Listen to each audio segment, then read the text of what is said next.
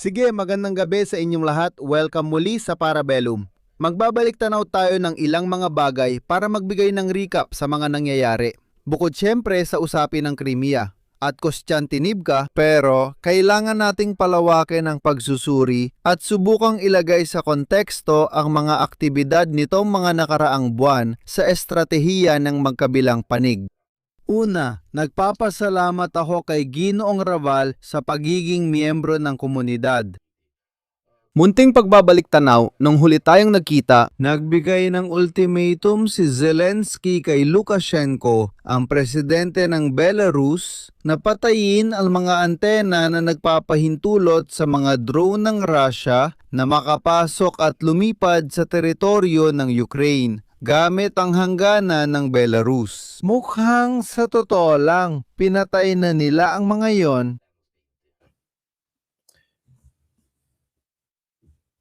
Linawin natin, pwede rin nilang buksan uli ang mga iyon. Ang punto ay, mukhang mas natatakot si Lukashenko sa magiging sagot ng Ukraine kaysa umasa sa depensa ng mga Ruso. Sa huli, yun din ang konklusyon. Sinabi niya sa talumpati na kung umatake ang mga Ukrainian, hindi nila kayang ipagtanggol ang sarili. Malamang dahil pinapanood niya ang nangyayari sa Rusya, lalo na't doon ay talagang napakaliit ng mga distansya. Ang alam lang natin ay nakipagkita ng pribado si Lukashenko kay Putin. Pribado dahil hindi ito naitala, kaya hindi natin alam kung ano ang pinag-usapan nila at magbutobe. Siyempre, nasa alanganing sitwasyon siya na matagal na niyang iniiwasan. Sa digmaan, halata naman yon, kaya kailangan niyang subukang palugurin ang mga Ruso. Dahil nandyan pa rin sila sa loob ng bansa niya. At wala siyang sandatahang lakas na kayang gumawa ng kahit ano. Napunta siya sa hirap na sitwasyon na kapag sinabi ni Zelensky, patayin mo yan, kung hindi aatakihin kita o pababagsakin ko yan at ako mismo ang magtatanggal niyan, ano ang gagawin niya? Ngayon, papatayin niya muna yon, tapos pupunta siya kay Putin para humingi ng kasiguraduhan. Malamang sinabi nila sa kanya, hindi rin namin kayang depensahan ng isa pang 1,500 km na front. Mapapansin mo na ang mga Ukranyano nung nakita nilang pinatay ng Belarus ang mga antenang ito, binigyan nila ang Belarus ng panibagong ultimatum. Bukod pa dyan, may isang delegasyon din ng Ukranya na ayon sa lahat ng palatandaan ay pumunta sa Belarus. Ganoon ang sabi ni Lukashenko. Bukod pa dyan, gamit pa nila ang mga salitang parang hindi tayo dapat mag-away, hindi tayo dapat magtalo, dapat tayo mag-isip bilang mga seryosong tao at iba pa. Iba't ibang military bloggers ang nagkumpirma na pinatay nila ang mga antenang yon at karamihan ng kumpirmasyon ay galing sa Russian military bloggers, hindi mula sa Belarus o Ukraine. Hindi naman ibig sabihin na hindi na kayang umatake ng mga Ruso sa lugar na iyon, kahit wala ang mga iyon, magagawa pa rin nila. Sigurado namang nakakatulong yon para makapasok pa ng mas malalim. Kaya magiging interesante talagang makita ang bagay na ito. Ang isa pang usapan ay hindi lang naman ito ang mga antena ng mga Belarusian, sa totoo lang, gumagawa rin sila ng iba pang mga proyekto. Medyo kaduda-duda sa totoo lang. Ibig sabihin, pinag-uusapan natin ang lahat ng mga proyektong ito ng mga tulay at pati na rin mga staging point, syempre para sa mga tropa gaya ng makikita sa hangganan ng Ukraine. Kung mapapansin mo, lahat ng mahalagang puntong logistiko. Kaya madalas itong pinag-uusapan paminsan-minsan. Mga 2 taon na rin na paminsan-minsan lumalabas ulit ang kwento tungkol dito. Ang mga Ruso ay malapit nang sakupin muli ang Ukraine mula sa hilaga at abot. Totoo, walang ganitong kalaking pagtitipon ng tropang Ruso o kilos na magdudulot ng ganitong pag-iisip kahit paulit-ulit lumalabas ang kwentong ito tuwing ilang buwan. Totoo rin naman na ang Belarus, kung mapapansin mo, ay nagsimulang mag-ayos at magpalakas ng iba't ibang tulay at mga sentrong logistiko na pwedeng gamitin sa madaling salita para dyan, ayon. Medyo kahina-hinala, di ba? Pati na rin ang mga junction ng kalsada na may integrated na mga sistemang pangkontra sa ere at mga katulad na bagay. Sabihin na natin kung ako ang nasa panig ng mga Ukranyano, babantayan ko talaga ang mga ganitong bagay. Oo, tama, ginagawa nga nila yon. Kasi lahat ng mga puntong ito, gaya ng nakikita mo, ay pwedeng-pwede talagang gamitin para muling subukan na gumawa ng kahit ano sa hilaga ng Ukraina. Pero lahat ng mga senyales na ipinakita ni Lukashenko ngayong taon ay parang ayaw niyang madamay o mahila sa gulo. At ganoon din, lalo na't lumalala ang sitwasyon. Kasi kung talagang kailangan niyang sumali sa digmaan, dapat sana noon pa siya sumali. Ang tamang panahon sana ay 2023, 24, 25. Ibig sabihin, noong nabigo ang opensiba ng Ukraine at sa loob ng 2 taon ay hawak ng mga Ruso ang inisyatiba sa lahat ng front. Kung hindi yon ang pinakaangkop na panahon, bakit siya sasali ngayon na tsak na hindi magandang sitwasyon, kumbaga? Yung isa pa ay ang usapin ng, oo, wala talaga akong pakialam tungkol sa akin. Ang balita tungkol sa mga payo ko, baka nakatulong yon sa kanila, lalo na kung isasaalang-alang ang opensiba noong 2023. Iyan ang sinasabi ko. Kaya siguro masasabi kong ang kasaysayan na ang nagsalita kung sino ang tama sa ilang bagay, kaya hindi ko basta-basta isusuko ang usapan tungkol sa mga payo. Hindi lang ako ang ganoon mag-isip, pati sina Marky Millie at iba pa. Siguro mas mabuting hindi na lang ginawa at nagdepensa na lang. Totoo, mas epektibo talaga ang depensibong estratehiya. Mas kaunting pagkalugi, mas kaunting pagkawala ng teritoryo, mas maraming pagkalugi sa panig ng mga Ruso. Totoo, nag-iba na ang estratehiya ng mga Ukranyano. At paano ito nagbago? Hindi na nila sinusubukang labanan ang mga Ruso, hindi na rin nila sinusubukang bawiin ang mga walang kwentang posisyong taktikal gaya ng dati nilang ginagawa. Ginagawa ni Syrskyi sa gilid ng Bakhmut kahit wala namang pag-asang mapaligiran nito, sinasayang ang mga tao at kagamitan na sana'y magagamit sa depensa. Binabago na nila ang uri ng digmaan. Kaya't halos ang mga Ruso ay lumalaban sa isang taktikal na labanan, Kostiantynivka. Sa huli, kahit makuha pa nila ang Kostiantynivka, isa lang itong lokal na tagumpay sa operasyon. Taktikal lang. Binago ng mga Ukranyano nang lubusan ang uri ng digmaan. Isang estratehikong digmaan ang kanilang ginagawa. Ano nangyayari sa Crimea at sa Russia sa pangkalahatan kasama ang mga pag-atake, makikita rin natin ang ilang maliliit na grupo ng Flamingo. Pero higit sa lahat, gamit ang mga drone. Isa itong estratehikong kampanya.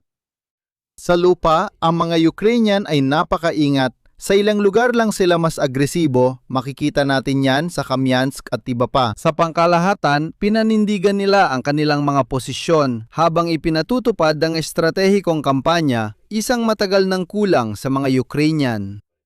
Hindi pa nila ito kailanman nakuha at hindi rin sila pinayagan ng kanluran na gamitin ang mga HIMARS kaunti lang sa Storm Shadow. Kahit ganon, hindi kailanman naging sapat ang ibinigay sa kanila para magawa nila ang nangyayari ngayon. Na hindi naman talaga isang kampanya na direktang nagpapahina sa mga puwersa ng Rusya maliban na lang sa mga humigit kumulang 500 trap at mga tanker na nawasak sa koridor ng Zaporizhia. Isa itong kampanya na layuning magdulot ng abala. Siyempre, may pagkawala ng pera dahil kapag tinamaan ng mga refinery, bumabagal ang operasyon, pati na rin bahagi ng digmaan. Pero ang mga Ruso, kapag konti na lang ang gasolina, basta nila itong inilalaan para sa pangangailangan ng digmaan kahit na ang mga tao ang magsakripisyo. At itong pagsasakripisyo ng mga tao ang siyang mahalagang salik. Dahil nagawa ng mga Ruso ito sa pamamagitan ng pagkuha ng mga tao mula sa mga bilangguan. Kasama ang Wagner, gamit ang malalaking alok na pangkomersyo, nagre-recruit sila ng mga tao kahit wala. Maliban sa unang 300,000 noong 2022 para sa mga emerhensyang usapin upang hindi maramdaman ng mga Ruso ang bigat ng digmaan. Makikita ninyo, naglagay ako ng ilang halimbawa, mga video na kusang ginawa ng mga Ruso. Sa unang pagkakataon, nagsisimulang maintindihan ng mga Ruso na ang digmaang ito ay hindi katulad ng digmaan na naranasan din natin. May digmaan sa Iraq, sa Afghanistan, isang bagay na malayo, isang espesyal na operasyon na isinasagawa sa Ukraine. Nagsisimula na nilang maramdaman ang bigat nito sa kanilang araw-araw na buhay. At ito ang maaaring magpahina sa Russia at lalo na sa kakayahan ni Putin na magdesisyon. Dahil habang lalo pang nababawasan ang suporta sa digmaan sa loob ng bansa, mas hindi niya magagawang magsagawa ng mga mobilisasyon o mga bagay na may epekto sa lipunan. Kaya ang taktika ng Russia ay isa, samantalang ang estratehiya ng Ukraine ay ganap na iba. Ang mga Ruso ay binawasan na ang kanilang mga inaasahan tungkol sa issue ng Donbas. Oo, kaya sa isang banda, ito ay halos isang pag-atake na mas naglalayong pahinain ang suporta sa loob kaysa sa direktang epekto militar. At ito ay isang kawili-wiling paraan dahil kung matatandaan ninyo, 7, 8, 9 na buwan na ang nakalipas ay nagkaroon ng live kasama si Capitini tungkol sa strategic nullification.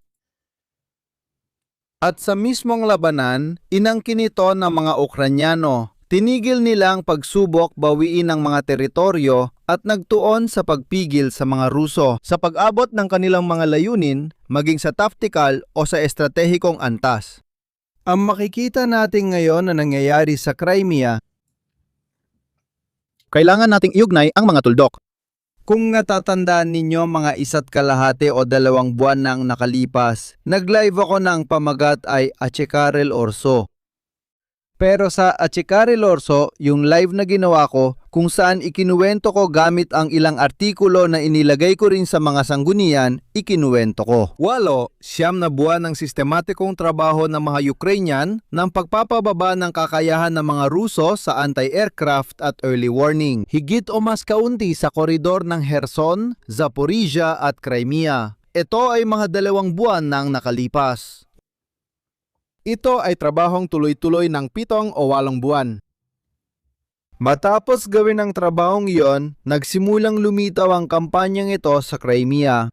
Kaya ang mga tulay, kaya ang mga sentral ng enerhiya, ang mga grid, ang gasolina, ang mga dipo ng imbakan at iba pa.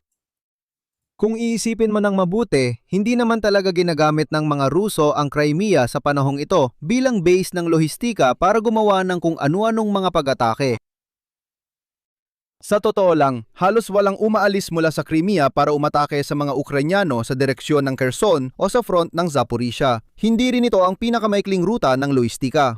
Kung magpapadala ako ng supply sa tropa sa Kamyanske, hindi ko dadaan sa Crimea. Dadaan ako sa Mariupol, mas mabilis yun, kaya bakit nagpasya ang mga Ukrainyano? Naihiwalay dito, may 4 o 5 mahahalagang dahilan. Una, ang pagiging malapit. Simula nang sinimulang sirain ng mga Ukrainyano ang mga sistemang pangkontra-eroplano ng mga Ruso, pati na ang mga rutang logistika at iba pa, napansin mo, nagsimula na rin silang gumamit ng mga eroplano na naguhulog ng mga glide bomb. Tapos nitong mga araw na ito, nawala ng 2 o 3 MiG-29 ang mga Ukrainyano. Mapapansin mo, mamaya titignan natin kung saan nakalagay ang mga eroplano at makikita natin na ang tanging lugar na pwede nilang bombahin sa diretsong linya ay halos koridor ng Kherson, Crimea at iba pa.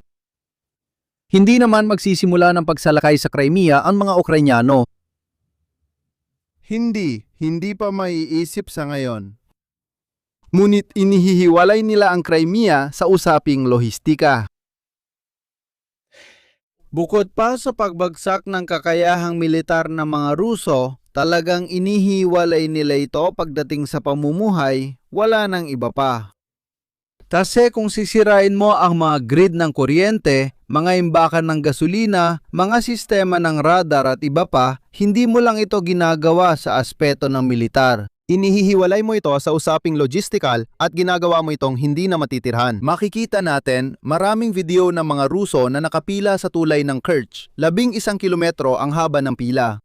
Hindi ito mass exodus gaya ng sabi ng iba sa X. Milyon-milyong tao ang nakatira ron. Hindi ibig sabihin na 11 kilometro ng sasakyan ay ganoon nakarepresentative. Nasa 50 hanggang 80,000 tao pa rin yon. Sa nakalipas na 2 linggo. Ang totoo, para mabawi ang Crimea, mahal kong Alessandro, hindi mo kailangang sakupin ito ng pisikal. Kung gagawin mong hindi na ito kaaya-aya sa pananaw ng pamumuhay, hindi mo na kailangan maglagay ng paa sa lupa. Maaring may mangyari sa loob o kaya naman ay magiging hindi na kayang tiisin ang sitwasyon. Hindi ito ang unang beses na nagawang makuha ng mga Ukrainyano ang isang bagay nang hindi talaga ito inaatake. Naalala nyo ba ang Kherson? Noong si Surovikin ay umatras papunta sa kabila, hindi sinalakay ng mga Ukrainyano ang Kherson. Hindi nila ito ginawang isang labanan sa lungsod na sana'y naging sobrang magastos para sa kanila, sa mga Ruso at sa lungsod mismo. Inhiwalay nila ito. Kung naalala ninyo, balikan ninyo ang mga lumang live. Simula sa pagtakas mula sa Kherson, kung saan nauna kong sinabi na aatras sila habang sinisira ang lahat ng tulay. Pati na rin ang mga ponton na inilagay ng mga Ruso.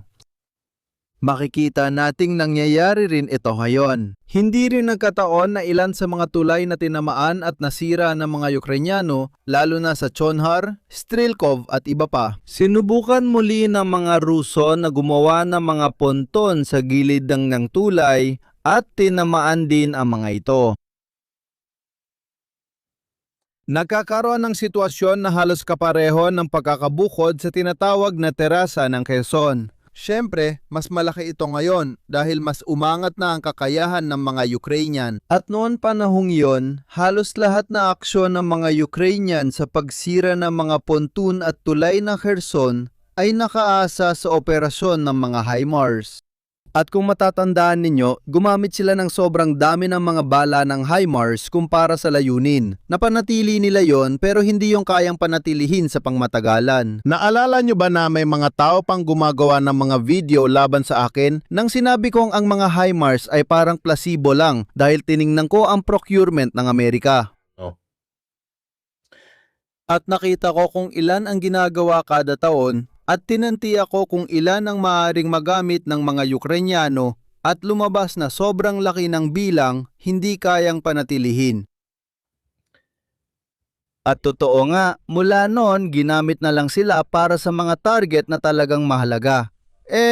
At mas madalang na lang talaga. Simple lang, hindi talaga kayang panatilihin ang estratehiyang yon at pareho rin ang tingin ng mga Ukrainyano. Ngayon, inuulit nila halos parehong estratehiya pero mas kaya na nilang panatilihin dahil sarili nilang gawa ang mga drone. At kaibahan sa mga HIMARS na umaasa sa supply at pagbili mula sa Amerika, na yon, pwede na itong magpatuloy ng mas matagal pa. At kaya, malaki ang pagbabago ng kwento. Sa ganitong paraan, ang pagiging posible ay usapin ng pagiging tuloy-tuloy.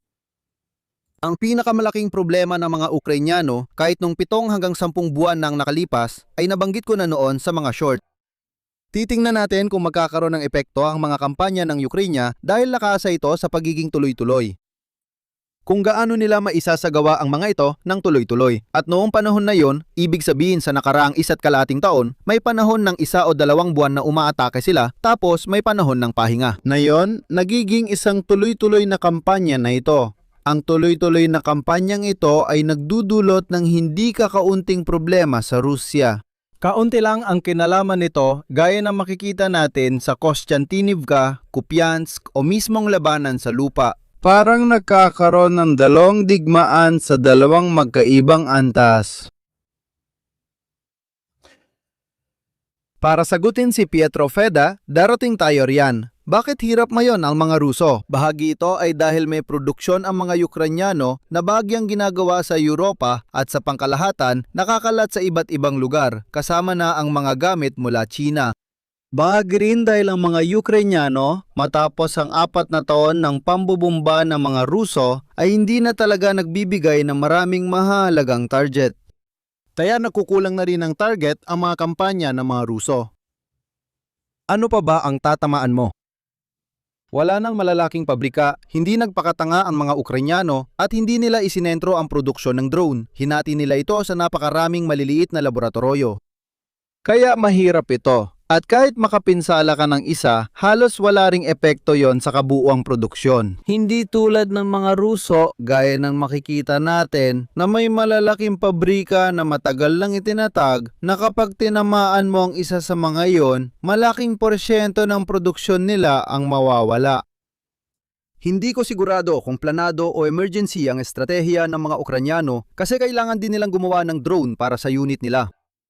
Pero siguradong hindi nito binibigyan ng kakayahan ang mga Ruso na makaganti sa pamamagitan ng pagsira ng mga target na kumakatawan sa malaking porsyento ng produksyon na ito. Ito ay mga militar at mga vlogger na Ruso. Sinasabi nila dahil may kakulangan sa kuryente hindi gumagana ang mga pumping station kaya pati tubig ay wala rin. Ang tubig ay pansamantalang hindi na ibibigay sa mga tao. Bukod pa dyan, tinamaan din ng mga Ukrainyano ang mga barko na siya mga barge malapit sa tulay ng Kerch. Ang mga Ruso, sabihin na natin, ay hindi nagtitiwala na magdala ng maraming sasakyan lalo na mga tanker gamit ang mga barge na yon dahil napaka-vulnerable ng mga ito. Makikita rin natin ang iba pa, puro mga Ruso. Lahat ng ito ay mga Russian military blogger. Sinasabi nila na lumala ang sitwasyon sa lohistika, walang tubig, gasolina, kuryente at iba pa, nagsisimula ng humirap ng husto ang sitwasyon. Ito ang administrador ng Oblast ng Crimea ng Rusya na nagdeklara ng state of emergency, kaya hindi lang ito opinyon ko na hindi maganda ang kalagayan. At sa katunayan, makikita natin na nagsimulang magvideo ang mga Ruso ng napakaraming pila dahil syempre binigyan ng prioridad ang mga pangangailangan ng militar. At ang mga pangangailangan ng militar ang kumuha ng gasolina halos sa lahat. Isipin ninyo, kung hindi ako nagkakamali, ngayon ay 20 litro lang ang ibinibigay kada tao gamit ang QR code. Kaya yung mga hindi kampante na manatili sa lugar, sinubukan nilang bumalik sa mga Ruso at yun ang dahilan ng mga pila, hindi sila nagtitiwala, kumbaga, sa mismong sitwasyon. Lahat ng ito ay mga video na kinunan dito nang walang mga poste na ito. Mga video na kinunan ng mga Ruso, makikita natin mamaya na may mga problema rin sa Moscow. Doon nagsimula na ring magkulang ang gasolina at hindi lang sa Moscow, pati na rin sa ilang mas malalayong reyon. Ipapakita ko sa inyo ng kaunti dahil malinaw na hindi ito hiwalay na kaso. Ang dami ng mga gasolinahan na hindi gumagana dahil wala ng gasolina, talagang napakarami. Ang mga ito ay kinunan ng mga Ruso. Kaya hindi ito propaganda ng kanluran o mga bagay na ganon. Ito ay mga video na usang ginawa ng mga Ruso at sa tingin ko ito talaga ang gustong epekto ng mga Ukrainyano. Забайкальский край. Ні. Ссылка. Kagabi bago ako matulog, grabe talaga ang mga tao dito. Talagang nagsisimula na magkomento at magreklamo ang mga tao. Lalo na kung kayang ipagpatuloy ng mga Ukrainyano ang kampanyang ito sa Crimea. Kasi ang mga Ruso medyo hindi tuloy-tuloy.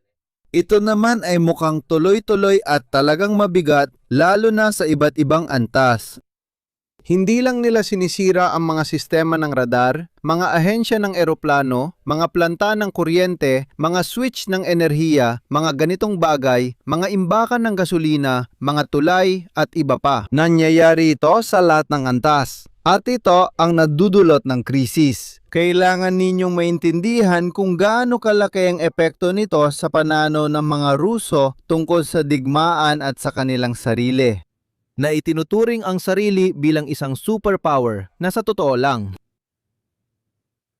Isa sa pinakamalalaking tagagawa ng gasolina sa mundo at ng gas. Ang mga ganitong eksena ay nagbibigay ng responsibilidad sa mga tao. At dalawa, sino ang responsabale? At yan mismo ang sa tingin ko ay siyang pinakapunto ng kampanya. Tungkol sa epekto na ito, ibig sabihin, makita.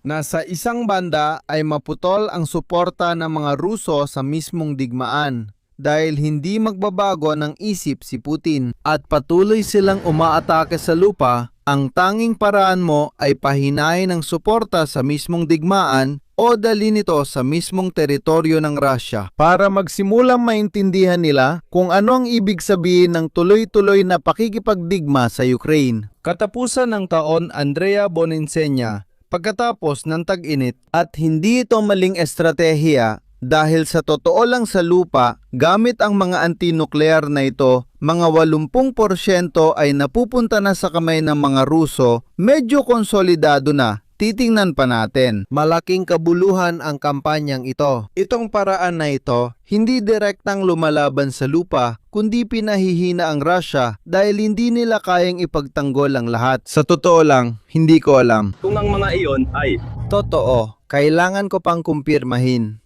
Mukhang binabaklas ni Putin ang ilan sa kanyang mga villa.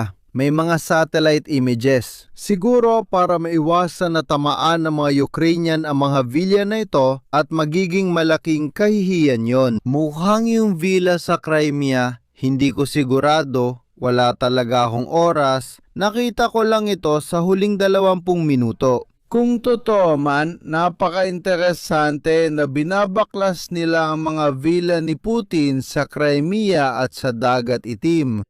Dahil nanganganib itong maging target.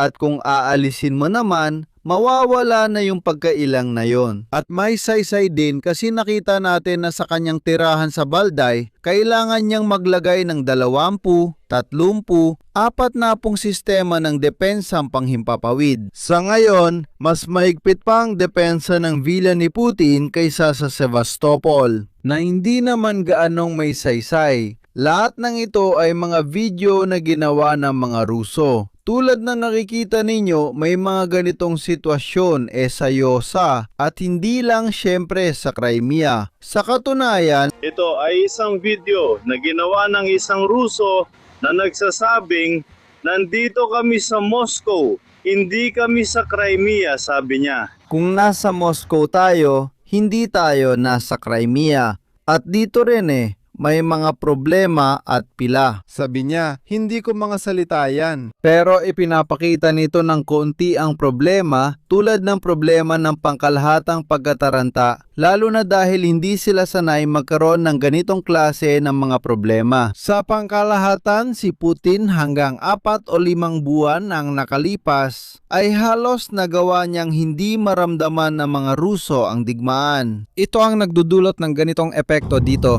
kung saan, gaya ng nakikita ninyo, mayroong napakahahabang pila. Ang mga ito ay papunta sa tulay ng Kerch. Kasi sinasabi ng mga tao, kung bibigyan mo ako ng 20 litro ng gasolina, siguro mas mabuti pang umalis na ako ngayon bago may mangyaring masama o hindi na ako makalis. At kaya nagdulot ito ng parang epekto ng pagkataranta. Yung isa pang estrateya ay yung nabanggit din natin sa isa pang live.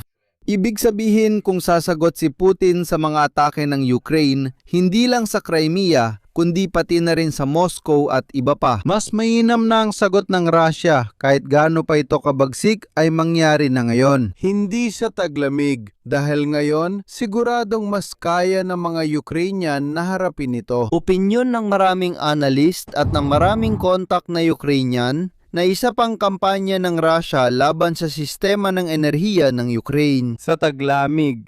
Lalo na kung ang susunod na taglamig ay magiging malamig, hindi ito magiging madaling harapin. Kaya halos mas mainam na udyukan si Putin na tumugon na yon, sinasamantala ang kawalang kasiyahan ng mga Ruso na humihingi ng tugon. At kaya para hindi siya magmuhang mahina, kailangan niyang tumugon. May saysay ito para sa mga Ukranyano. Kailangan mo akong paputukan ng mga misil. Gawin nating Mangyari ngayon, hindi sa Enero. at kabalintunaan dahil inilalagay kita sa mga sitwasyong napipilitan kang magpakita ng lakas At nagagalit ang mga tao mo kaya tinutulak ka nilang sumagot. Itong bagay na to para sa kanila sa ngayon gumagana. Ang interesting dito, habang sinasabi ng mga otoridad ng Russia na huwag kayong gumawa ng video at iba pa, napapansin natin na maraming mamamayang Ruso ang kusa pa rin gumagawa ng mga video na ganito. Sabi niya, dahil sa kakulangan ng gasolina, pati mga industriya ay tumigil. Malaki ang pagbawas. ng mga tao. Dahil makikita mong umaalis na sila. At siya, sabi niya, ano daw ang dapat? Gawin ng mga taong ito? Dahil may problema rin na, dahil nabubuhay sila mula sahod hanggang sahod, kung biglang mawalan ka ng gasolina para makapasok sa trabaho o hindi gumagana ang pinagtatrabahuhan mo, ang mga taong ito ay mawawalan ng kita. Kaya ang mga problema ay kailangang laging tingnan kumbaga sa maraming antas. Hindi lang basta walang gasolina, problema na agad. May mga problemang pang-ekonomiya rin para sa bawat mamamayan. Maraming mga video na napanood ko, halimbawa, ipinapakita ang mga kalsadang halos walang sasakyan. At saka, lalo pang nagpapagalit sa mga tao ang ganitong estratehiya. Bakit? Dahil ang mga bumibiyahe lang sakay ng mga sasakyan ay mga militar o mga opisyal. At nakapanood na ako ng ilang mga video, bukod sa ilang gulo sa mga gasolinahan, may mga napanood na akong video ng mga Ruso na nagsisimula na magsabi, tingnan mo yon, pero yung opisyal may gasolina siya. At ang mga ganitong bagay ay unti-unting kumukulo, nagsisimula ng magdulot ng mga problema. Ganito ang klase ng pag-iisip dito. Ang mga video na ito ay ginagawa ng mga Ruso ng kusa. Makakakita kayo ng napakarami nito sa X at halos lahat ay tungkol sa parehong bagay. Una, natatakot sila. Pangalawa, paano tayo napunta sa ganitong sitwasyon? At pangatlo, ano ang gagawin? At para sa akin, ito mismo ang lugar kung saan nila gusto. Kung saan gusto ng mga Ukranyano. Gusto nila na mapunta sila mismo sa ganitong sitwasyon. Dito kung saan ang mismong mga tao na ang nagsasabing tama na ang digmaan na ito. Dahil naniniwala ako na handa ang mga taong ito na tiisin ng 1 o 2 taon ng ganitong mga pag-atake at pagbagsak ng kanilang lipunan. Tulad ng nakikita ninyo, lahat ay nakahinto. Wala ni isang sasakyan na umiikot. Hindi ito isang video na may subtitle, pero sa esensya, sinasabi ng ginang paano tayo umabot sa ganitong punto. Walang sasakyan na umiikot, walang gasolina, walang kuryente at walang internet. Walang trabaho dahil walang gumagalaw, walang makakagawa ng kahit ano. Itong epekto ng bigmaan na umabot sa Russia sa pagkakataong ito sa Crimea higit sa lahat at kaunti rin sa Moscow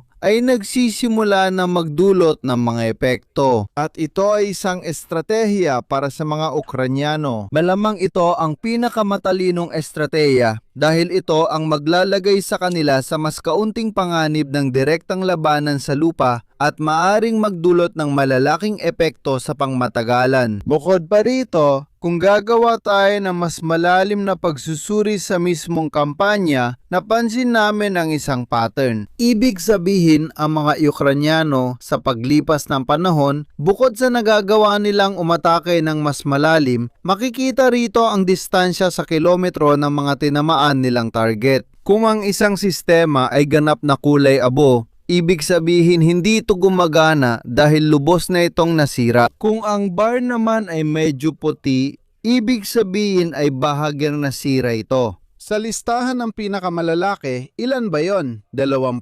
25? Mga refinery o sentro ng produksyon ng gasolina sa Russia, halos 5 o 6 lang ang hindi tinamaan. Kasama na rito ang refinerya ng Omsk na nasa 2,200 at 43 kilometro mula sa hangganan ng Ukraine.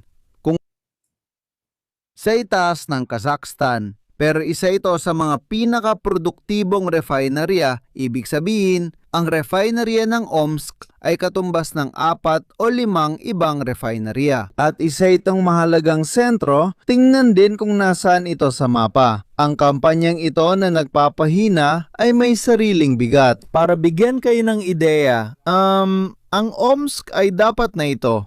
Para bigyan ng ideya, nandito ang Kazakhstan. Ngayon, tinamana ng mga Ukrainian lahat ng may pulang tuldok at nasira ang ilan sa mga may dilaw na tuldok. Gaya na nakikita ninyo, ang Omsk na isa sa pinakamahalaga ay nasa labas ng abot ng operasyon ng mga Ukrainian, pero patuloy namang lumalawak ang abot nila. At lalo na dito sa bahaging ito, ibig sabihin yung mas madilim nakapagsagawa ang mga Ukrainian ng hanggang 4 na magkakasunod na pag-atake sa ilang mga refinerya. Kaya, gaya na nakikita, nagsisimula na itong maging. Malayo talaga ang mga ito. Halos nasa Kamchatka na tayo dito para lang magbigay ng ideya ano ang Divostok. Malayo talaga ang mga ito para sa mga Ukranyano, pero mabilis na nagbabago ang mga bagay. Sa tingin ko, darating din ang panahon na tatamaan nila pati ang Omsk.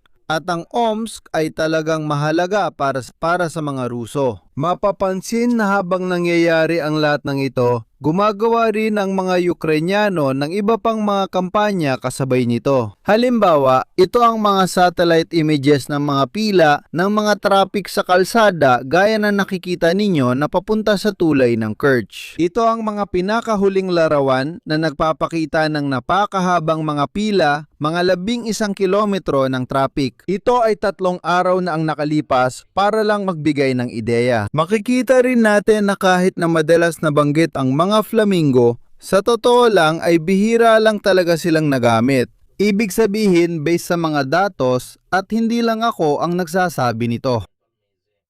Sinasabi rin ito ng ilang mga kinatawan ng Ukraine. Siguradong napaka-triumphal ng tono nung inihayag ng mga Ukrainian ang flamingo. Ano na nga ba yon? Agosto, Setyembre, Oktubre ng nakaraang taon, idineklara nila na may produksyon ng 100 misil 80 hanggang 100 kada buwan, magkwenta tayo. Mula Agosto ng nakaraang taon hanggang ngayon, dapat meron na silang 1,002.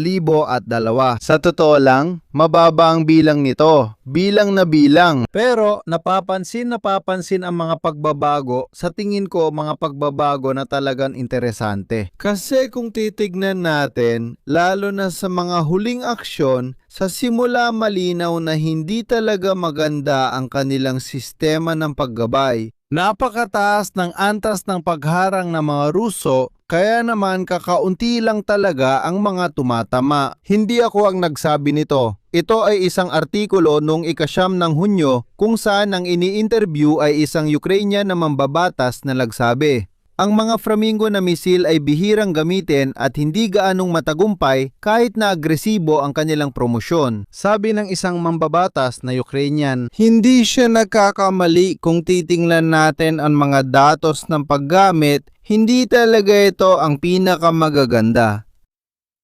Lalo na noong 2026, hindi naman talaga malaki ang paggamit nito. Ito ay isang artikulo na mula sa isang Ukrainian na website, ukrainian.atbp. Kaya wag ninyong sabihin na may bias ako laban sa mga Ukrainian tungkol dito. Pero kumpara sa mga nangyari nitong huling panahon, napansin namin ang ilang bagay.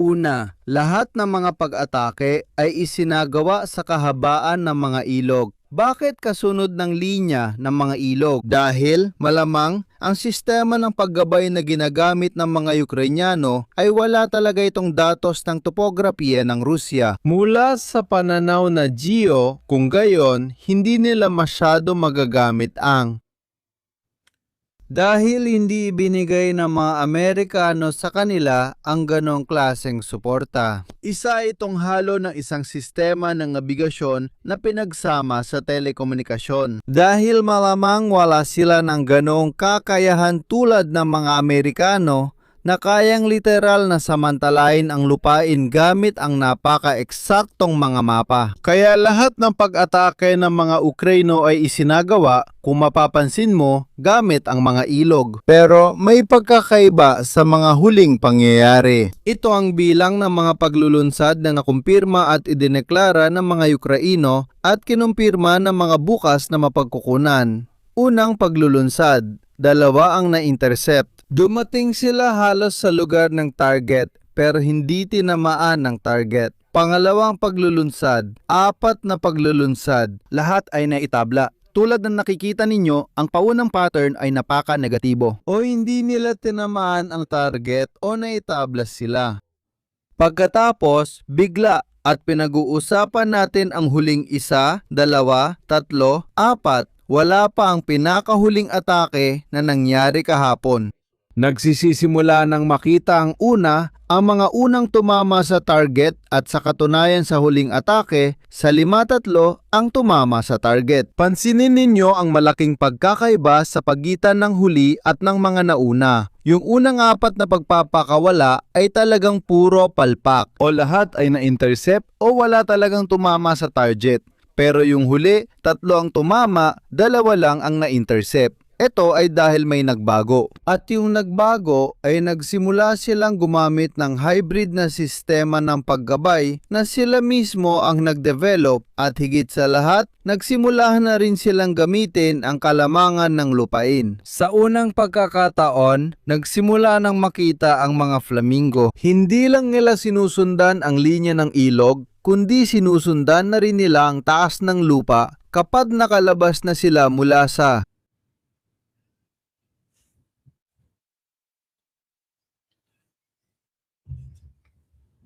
ibang mga operasyon gamit ang mga drone at iba rin kapag isinasama ng mga Ukrainian ang sarili nilang mga misil. Itong bersyon ng Flamingo ay hindi yung nakita ninyo noong Agosto ng nakaraang taon.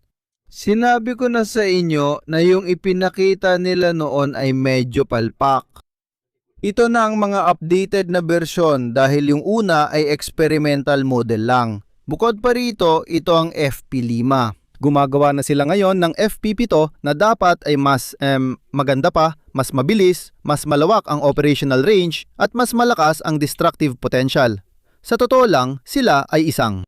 Hindi ko lang sinasabi yan, pasensya na Eugenio. Tingnan mo ang opinionistika. Hindi lang ito basta opinyon. Ito ang mga datos. Isipin ninyo na ang mga datos na ito ay mula Oktubre, Nobyembre ng nakaraang taon hanggang mga 3 buwan na ang nakalipas. Palpak sila noon. Pero sinabi ko, mag-ingat kayo, huwag ninyong tingnan ng Flamingo base lang sa ipinakita nila noong Agosto. At iba pa, dahil parang gimmick lang yon sa publisidad. Experimental pa sila. Tingnan ninyo kung ano ang itatayo nila sa ibabaw at likod dahil napansin na rin nila na yung mga modelong yon ay hindi naman talaga maganda.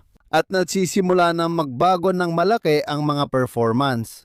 At tandaan ninyo na napakababa ng mga numero, sinabi nilang sobra-sobra ang produksyon. Kasi kahit na malinaw na gumanda ang performance, nananatiling mababa pa rin ang mga numero, sobrang baba talaga. Bukod sa mga video, kung titignan natin, isa pang interesting na bagay. Yung 3 na alusot based sa mga satellite image ay tumama mismo sa 3 bodega. 3 dumaan, 2 na intercept, ngunit lahat tumama sa target. Na ibang-iba kumpara sa dati na halos sa lugar lang sila tumatama. At ang pinakamahalagang bagay ay sinundan nila ang pattern ng lupa, pati na rin ng ilog, kaya may pagbabago rin sa galaw sa mga waypoint. At nagsimula na silang tumama ng mas malalim. Ito ay 500 kilometro. Siyempre, hindi ito yung 2,000 kilometro na sinabi nila sa simula ng kwento. Pero isa itong mahalagang pabrika. Anong klaseng pabrika ba ito? Ito ang Titan Barricade. Pasilidad ito ng depensang produksyon bilang 27. Dito ginagawa ang Iskander-M, mga ballistic missile at iba pang mahalagang bahagi para sa mga kampanya ng missile ng Russia. At tulad ng nakikita ninyo, kumpara sa mga Ukrainian na gumagawa ng Flamingo, mga drone na mas maliliit, ito ay malalaking pasilidad dito, kaya ang pagkakaiba sa pagpapatakbo ng kampanyang estratehiko noong una ay wala talagang kagamitan ang mga Ukrainian, pero ngayon ay nagsisimula na silang magkaroon. Mahirap para sa mga Ruso na ipagtanggol ang malalaking pasilidad sa iba't ibang bahagi ng Russia. Kapag nagtagumpay ang mga Ukrainian na tumama, nagdudulot sila ng malaking pinsala. Dahil sa konsentrasyon, may saysay ito. Sa usaping logistiko, may saysay ito. Mas madaling mag-produce sa malalaking pasilidad kapag napakaiksi ng logistics chain. Ang problema ay, kapag nagsimulang magkaroon ng kakayahan ang kalaban na tamaan ka, kung matamaan nila ang 3 bodega ng isang pabrika na gaya nito, halos mapipigil na nila ang buong produksyon. May ganitong problema rin ang mga Amerikano kung tutuusin. At sila rin ay may malalaking kumpol na kapag tinamaan, magkakaroon sila ng malaking problema sa muling pagsisimula ng produksyon. Kaya hindi sila madaling harangin, lalo na kung sinusundan nila ang isang particular na ruta o daan na hindi lang basta sumusunod sa ilog. Ito rin ay ruta na iniiwasan. At dito, malamang maraming sangkot. Ano ang kinalaman ng pag-aaral dito? Reconnaissance? Pati na rin ang mga radar system para sa maagang babala. Yeah. Ito, humigit kumulang, gamit ang mga datos ng OSINT. Yan ang nagawa ng ilang OSINTer na buuin muli. Ang paglalakbay ng 5 Flamingo na pumunta para tamaan ang sentrong ito ng paggawa ng misil ng Rusya. Tulad ng nakikita ninyo, sinusundan nilang ilog hanggat kaya nila. Dahil ang ilog kahit papano, sa mga liko nito pakaliwat pa kanan, nagbibigay ito ng panakip sayo at saka sila biglang lumalabas. Ang ilog ang siyang makakagawa nito. Simple lang at may saysay, dahil halos inuulit lang nila ang landas na dinaanan nila sa ilog. Pumasok sila sa loob gamit ang rutang iyon at ibang-iba na iyon.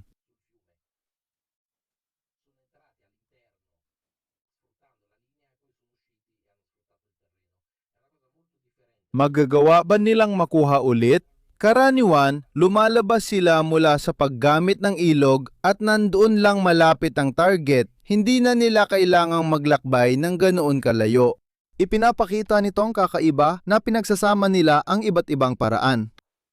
Ang ebolusyong ito ay nagsisimula ng maging problema para sa mga Ruso ang pamamahala ng mga pag-atake sa iba't ibang lugar. At makikita natin, nilagay ko rin sa mga sanggunian ang isang rekonstruksyon ng nangyari. Itong pag-atake sa Volgograd ay kamakailan lang. Ilang araw pa lang ang nakalipas. Pero, inatake rin nila ang sentro ng komunikasyon ng satellite. Kaunti lang ang napag-usapan tungkol dito, kasabay ng mga pangyayari sa paligid ng Moscow sa gitna ng kaguluhan. Kinumpirma ng mga larawang satellite ng Missar Vision na may 2 sentro ng komunikasyong satellite na itinayo. Ang isa sa mga Ruso ay iyon. At ang isa pa ay yung sa Dubna. Pero sasabihin ko sa inyo, yung mga video na pinakalat nila, maraming duda. Ang mga satellite images, sabihin na natin, ay nagsasabi ng mas marami pa. Para magbigay ng ideya, ito ang mga satellite images ng sentro ng komunikasyon sa kalawakan ng Vladimir. At makikita mo na kumpirmado ang mga pinsala. Tingnan mo kung nasaan ito. Nasa labas ito ng protektibong singsing, gaya ng nakikita mo. At yung isa naman ay ang sentro ng Dubna. Sa Dubna, kung saan may ilang mga larawan na kumakalat tulad nito. Ipinapakita ang sunog na ito at bipo, mga larawang kaduda-duda dahil kung titingnan natin ang mga satellite images ng pasilidad. Hindi man tugma ang lahat, pero totoo na may tinamaan talaga sila. Bakit?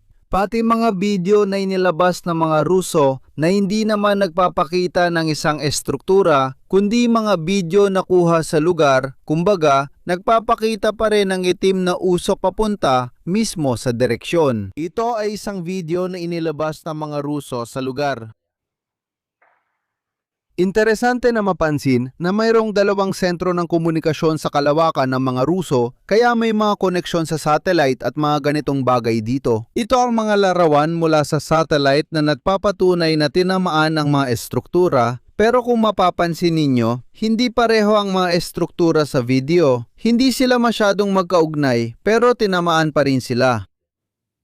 Kaya, sa gitna ng lahat ng nakita natin tungkol sa pag-atake sa Moscow, may mga target din na mas sensitibo tulad ng mga ito at mas mahalaga at may saysay para sa mga Ukranyano. Ang isa pang bagay ay dati sinusubaybayan ko ang mga pag-atake ng Ukraine mga isa sa isang linggo o isa kada 2 linggo. Sa buwan lang ng Hunyo, inatake ng mga Ukranyano ang Moscow ng 3 o 4 na beses. 2 sentro ng komunikasyon sa satellite, buong Crimea, mga tulay at BP, ang sentro ng paggawa ng mga misil. Pag-atake sa Volgograd noong ika-27.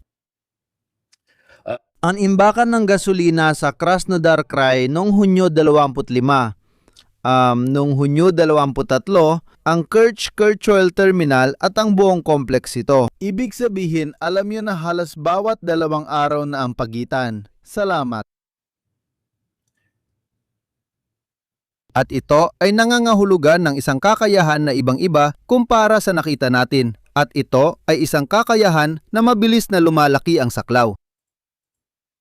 Kaya ang nakikita natin ngayon ay wala pa kumpara sa maaring magawa nila sa mga susunod na buwan.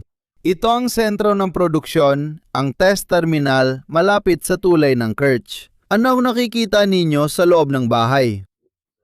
Kinukumpirma nila na mayroong malaking lakas, init. Kinukumpirma ng mga ginawa ng mga Ruso ang katotohanan na, gaya ng nakikita, mayroong nasusunog. Ilan lang ito sa mga pag-atake. Ang buong listahan ay nasa ibaba. Mayroon ding Novorossiysk noong Hunyo 8 at St. Petersburg noong Hunyo 3.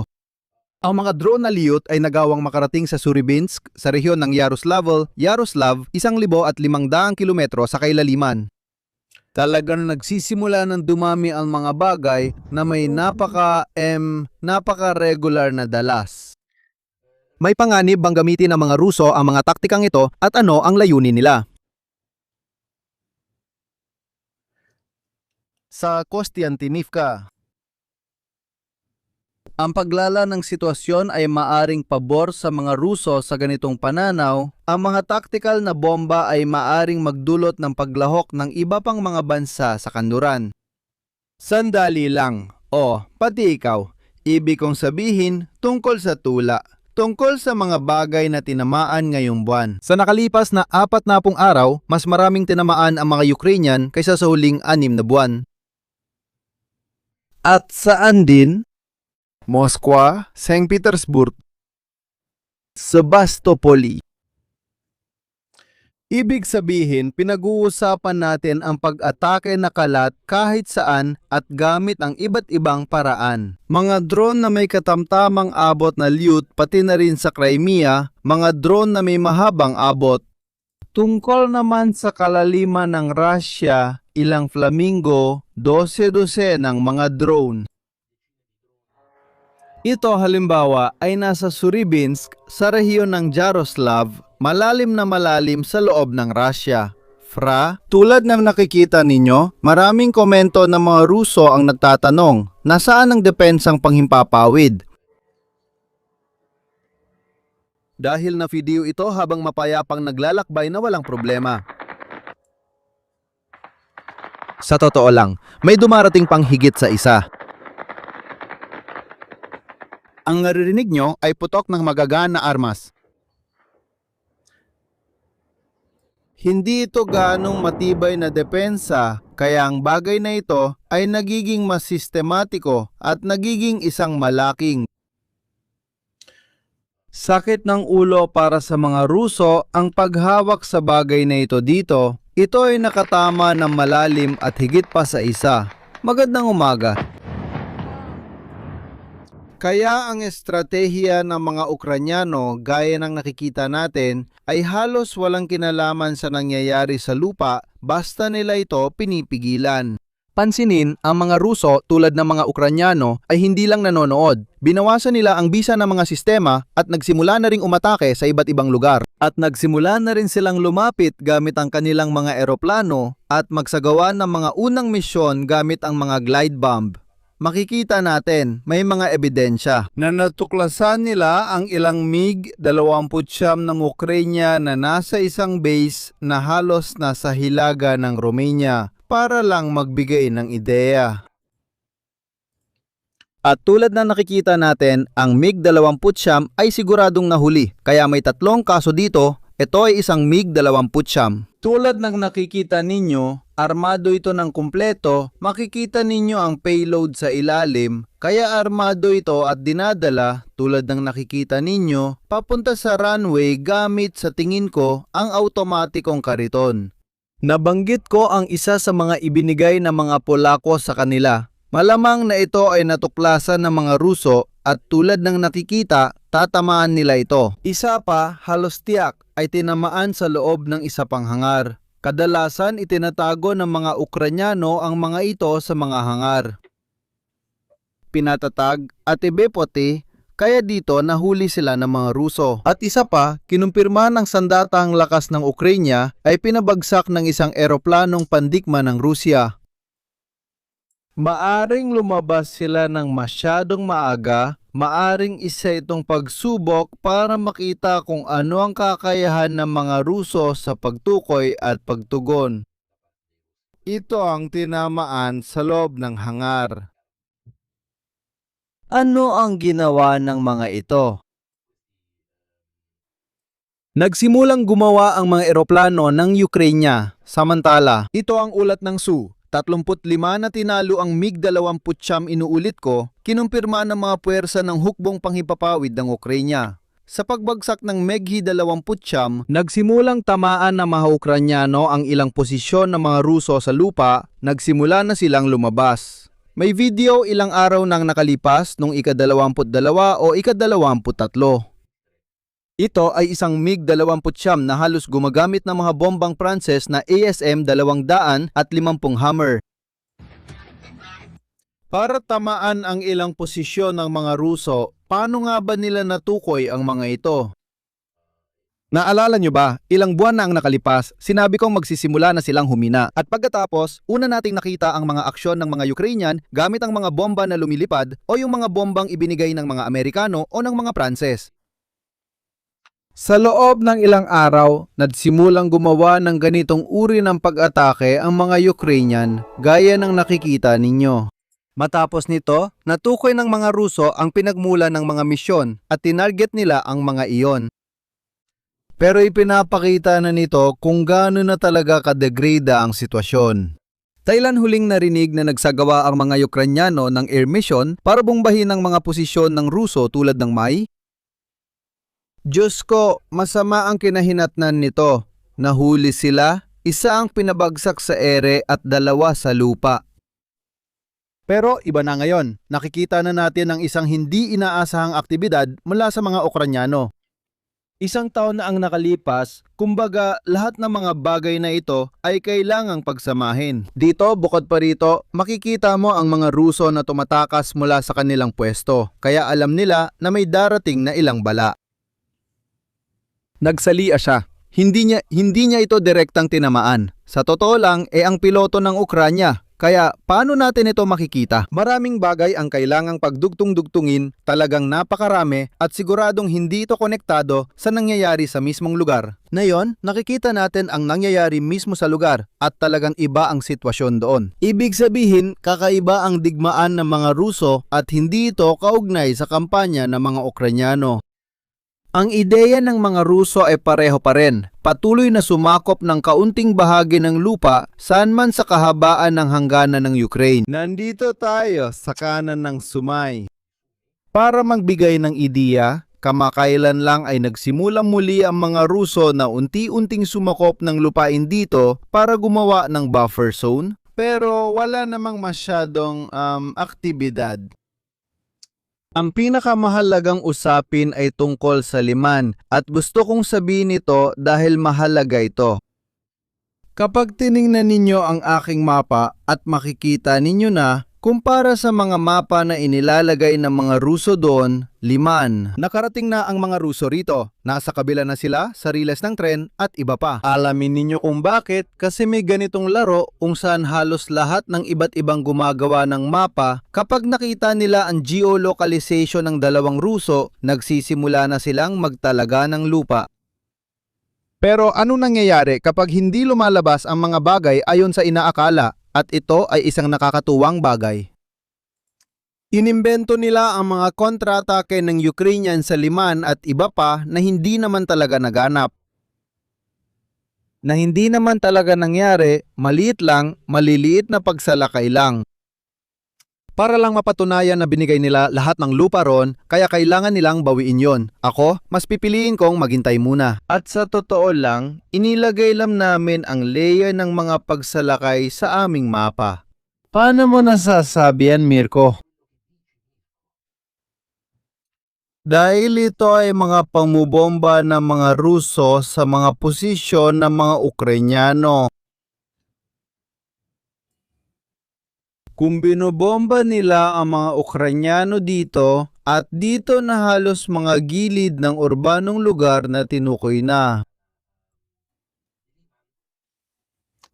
Medyo mahirap isipin na ang mga Ruso ay nasa likod ng parehong mga posisyon ng Ukrainyano na binobomba nila, hindi ba? Kaya ba nating pagdugtong-dugtungin ang mga ito? At ang nakakatawang bagay ay yung mga video na ipinadala ng mga Ruso ay mga video na umiikot sa mga Russian Telegram community. Kaya hindi mo na kailangan maging henyo para maintindihan na kung binobomba mo rito ang mga posisyon ng mga Ukrainyano, ang mga posisyon ng Ukrainian sa susunod. Wala ka na dito. Dahil wala namang sense, maliban na lang kung gusto nilang malagay sa panganib ang sarili nilang mga tao. Kaya susuko na lang ako, pero sabihin na natin ang lohika ang nagsasabi sa atin. Sabi niya, nitong mga nakaraang linggo, hindi talaga nakapasok ng husto ang mga Ruso sa urbanong bahagi ng Liman. At na ang mga ito ay medyo kalokohan lang. Sa katunayan, ang sitwasyon na yon ay ganito. Oo, patuloy na pumapasok ang mga Ruso sa loob ng Liman, pero hindi pa sila nakapagtatag ng anumang permanenteng posisyon sa loob ng lungsod. Ibang kwento ito kaysa sa Konstantinivka. Makikita, Konstantinivka, nalilito kayo tungkol sa Liman at nananatili itong usap-usapan. Tamakailan, ang mga Ukrainyano ay nagsasagawa rin ng kontra-atake sa bahagi ng Yampil. Naalala nyo ba na inaatake nila ang gilid ng Liman kasama ang Azov at sinusubukan nilang pahinain ang posisyon ng mga Ruso sa Yampil? Siyempre, sinusubukan nila, isa itong kabalintunaan. Isipin nyo na parang pangay to, makikita natin ang mga Ruso na parang bibig na lumalamon, naroon ng Liman at sa gilid ay andoon ang mga Ukrainyano na gumagawa rin ng pareho. Sa nakausling bahagi ng mga Ruso, malapit sa Yampil at Zaris, syempre hindi naman ganun kalaki ang kanilang tagumpay. Unti-unti nilang kinukuha, sabihin na nating isang maliit na bahagi ng teritoryo gaya ng nakikita nyo. Salamat! Itinutulak nila ang mga Ruso paatras at sa gayon ay naibabalik. Sabihin na nating ang lohistika sa likod ng Liman, pero sinisiguro ko sa inyo na ang mga Ruso ay hindi tulad ng ewan ko kung bakit. May ilang mapa na nagsasabing 80 hanggang 70% ng Liman ang nasakop, kabilang na ang militar na si Samari. Sa totoo lang, wala talagang ebidensya ng anumang konsolidasyon mula sa mga Ruso sa loob ng Liman. Basta't mga pagsalakay lang na patuloy na nangyayari. Sa mas timog na bahagi, papunta sa Siversk. Dito, patuloy na kumukuha ng teritoryo ang mga Ruso papunta sa Mykolaiivka at nawawalan din sila ng lupa sa mas hilaga papunta sa Dibrova at Yampil. Ibang sitwasyon naman kapag pinag-uusapan natin ang mas pababa ng Konstantinivka dito, gaya ng nakikita natin, unti-unting sinasakop ng mga Ruso ang mga mataas na lugar ng Fedorivka, Dibrova, Nikiforivka. Pansinin na nandito tayo sa likod ng Konstantinivka at nagsisimula na makita ang Sloviansk na abot na ng drone, wag na tayong maglokohan. Mukhang taga-Belarus siya. Ikaw na bahala mag-opinyon. Sabihin na nating sinusundan ko siya dati pero tumigil na ako. Sinasabi ko lang, dati mas malayo siya. Siguro dahil sa tagumpay. Baka tiningnan niya kung anong porsyento at anong uri ng nasyonalidad ang sumusunod sa kanya at nagsimula siyang gumawa ng mga content na mas para sa panig ng mga sumusunod sa kanya. Pero dati, sa kabila ng pagiging Belarusian niya, sa isang paraan ay mas objective siya, ayun. Sabihin na lang natin na iba ang Kostiantynivka. Sa Kostiantynivka, mga 80% ng teritoryo ay sabihin na nating hawak ng mga Ruso. Ang huling mga natukoy na lokasyon ng mga Ruso ay nasa pinakahilaga ng Kostiantynivka sa huling dalawang sektor. At alam natin na tiyak na sa mga gilid ng lungsod, napalakas na ng mga Ruso ang kanilang posisyon, pati na rin sa gitnang bahagi. Pero sa totoo lang, pinag-aagawan pa rin ito.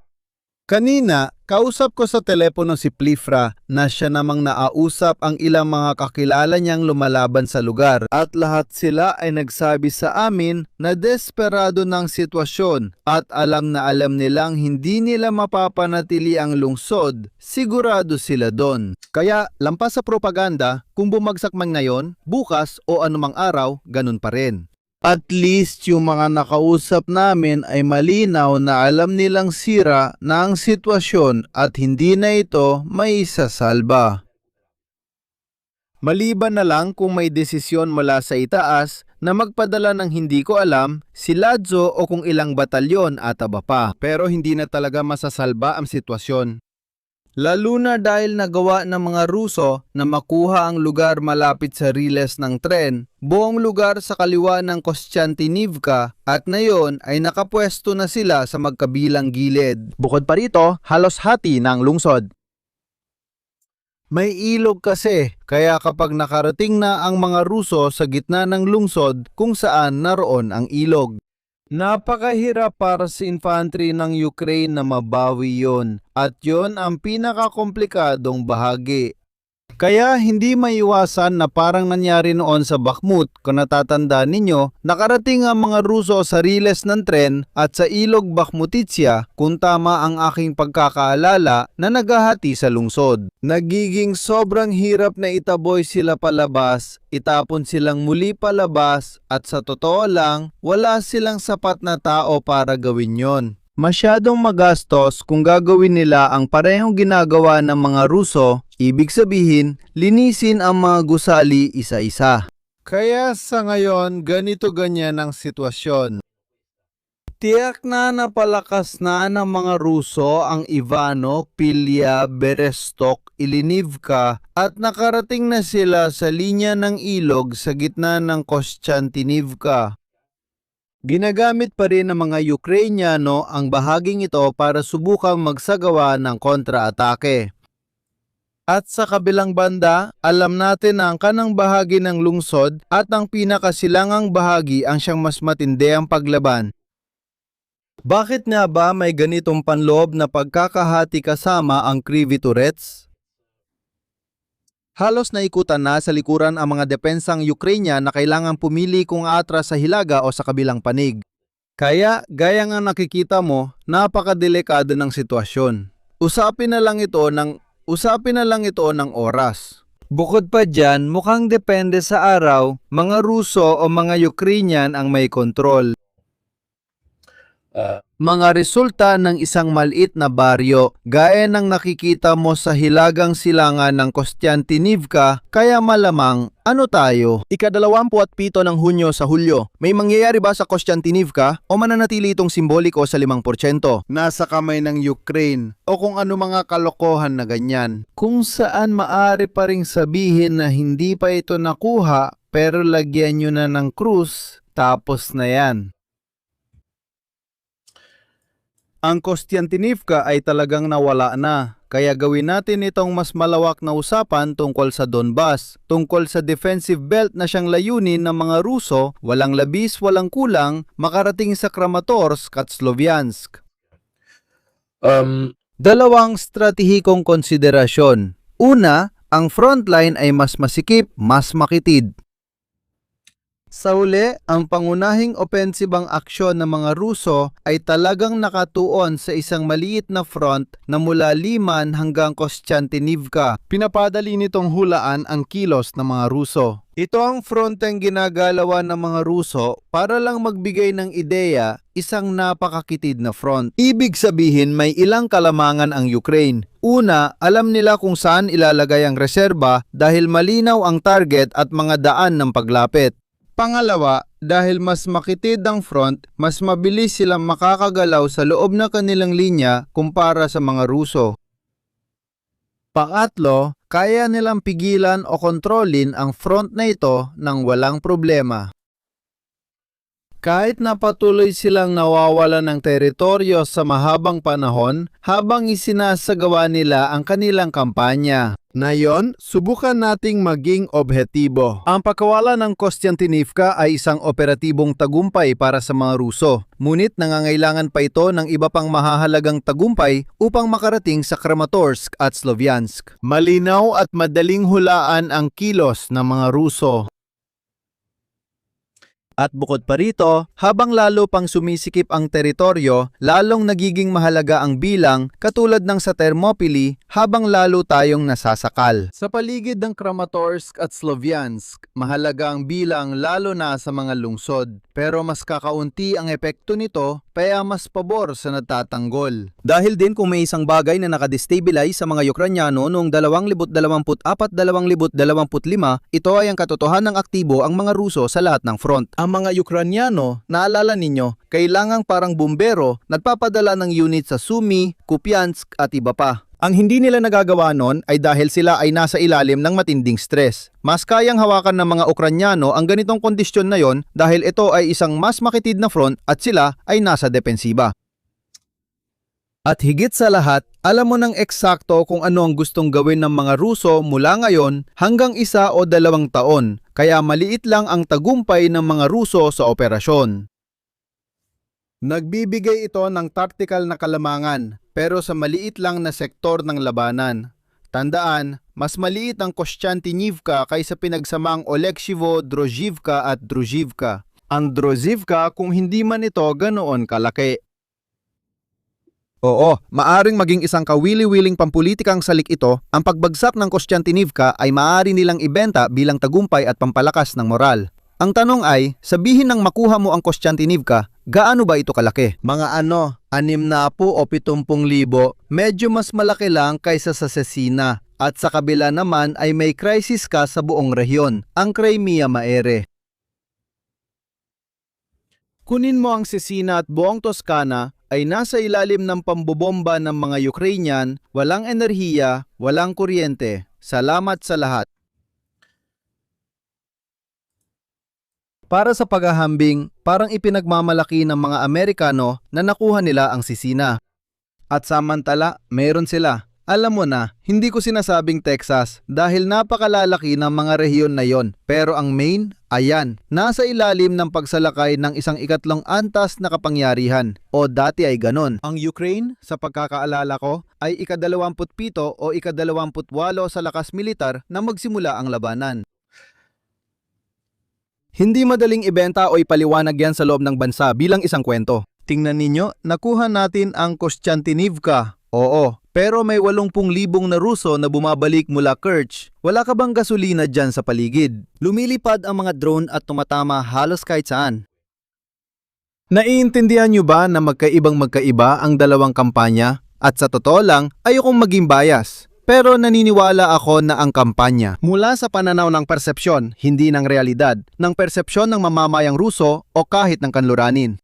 Naniniwala ako na ang kampanyang isinagawa ng mga Ukranyano na may mas estratehikong layunin pagdating sa saklaw at epekto ay mas matagumpay kaysa sa iba. Isang taktika na pagsakop ng maliit na bayan na dapat bumagsak 2 taon nang nakalipas. Dinawin natin, nagsimula ang pagkubkob sa Kostiantynivka noong 2024.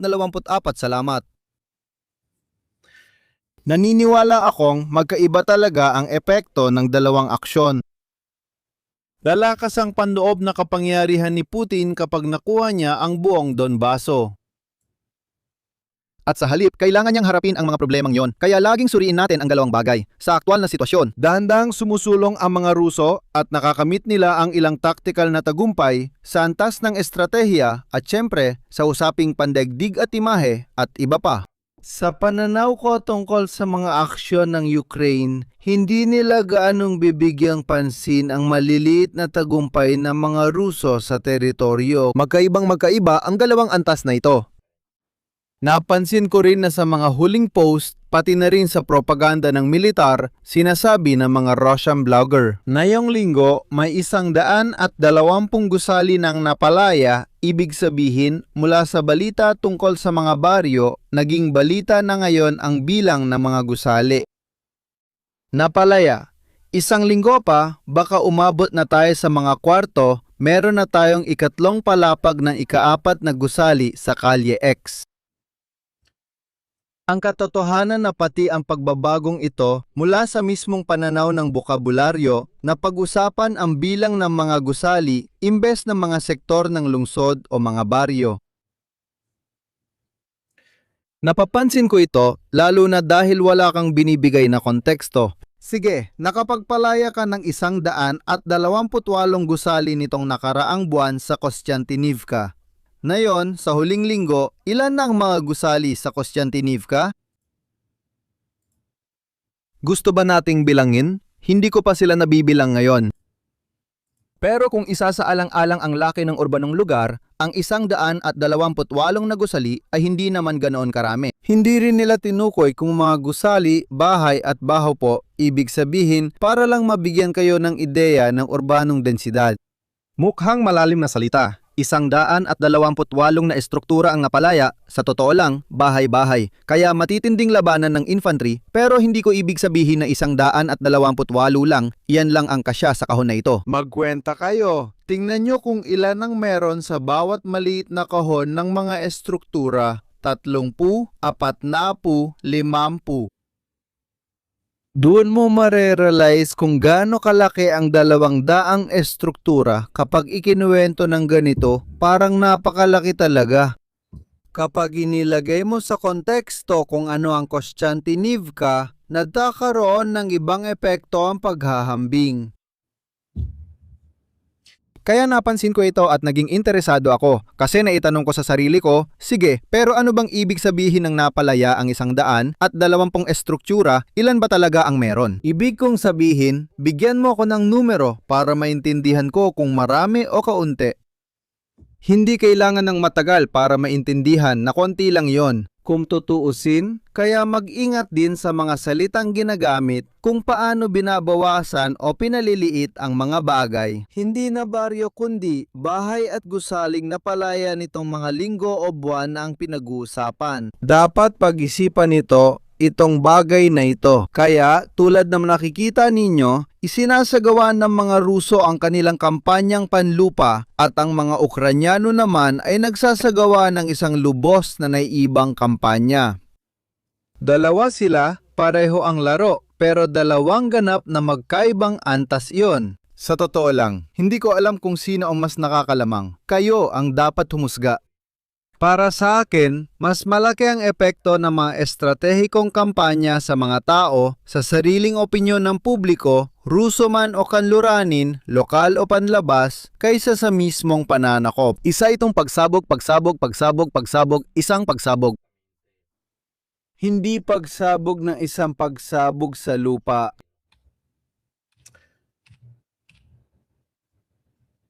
Para sa mga Ruso, mas interesado kami sa mga estratehikong kampanyang misil ng mga Ruso, mga drone at mga misil. Mga kaliber na umaalis na hindi natin alam kung nawala o nakuha ang maliit na baryong iyon, kaya pareho lang ang usapan sa magkabilang panig. Kaya, dahil na nakikita ninyo, ito ang depensibong sinturon. Halos wala na ang Kostiantynivka, natitira na lang ang Oleksievo at Drusivka. Malaki ang posibilidad, gaya ng sabi ko, na susubukan ng mga Ruso na umikot sa kahabaan ng posisyong ito dahil may mga burol sa Oleksievo at Drusivka. Kaya, maliban na lang kung sila ay tanga at hindi ko kailanman iniisip na tanga ang kalaban, hindi ko sila kailanman minamaliit.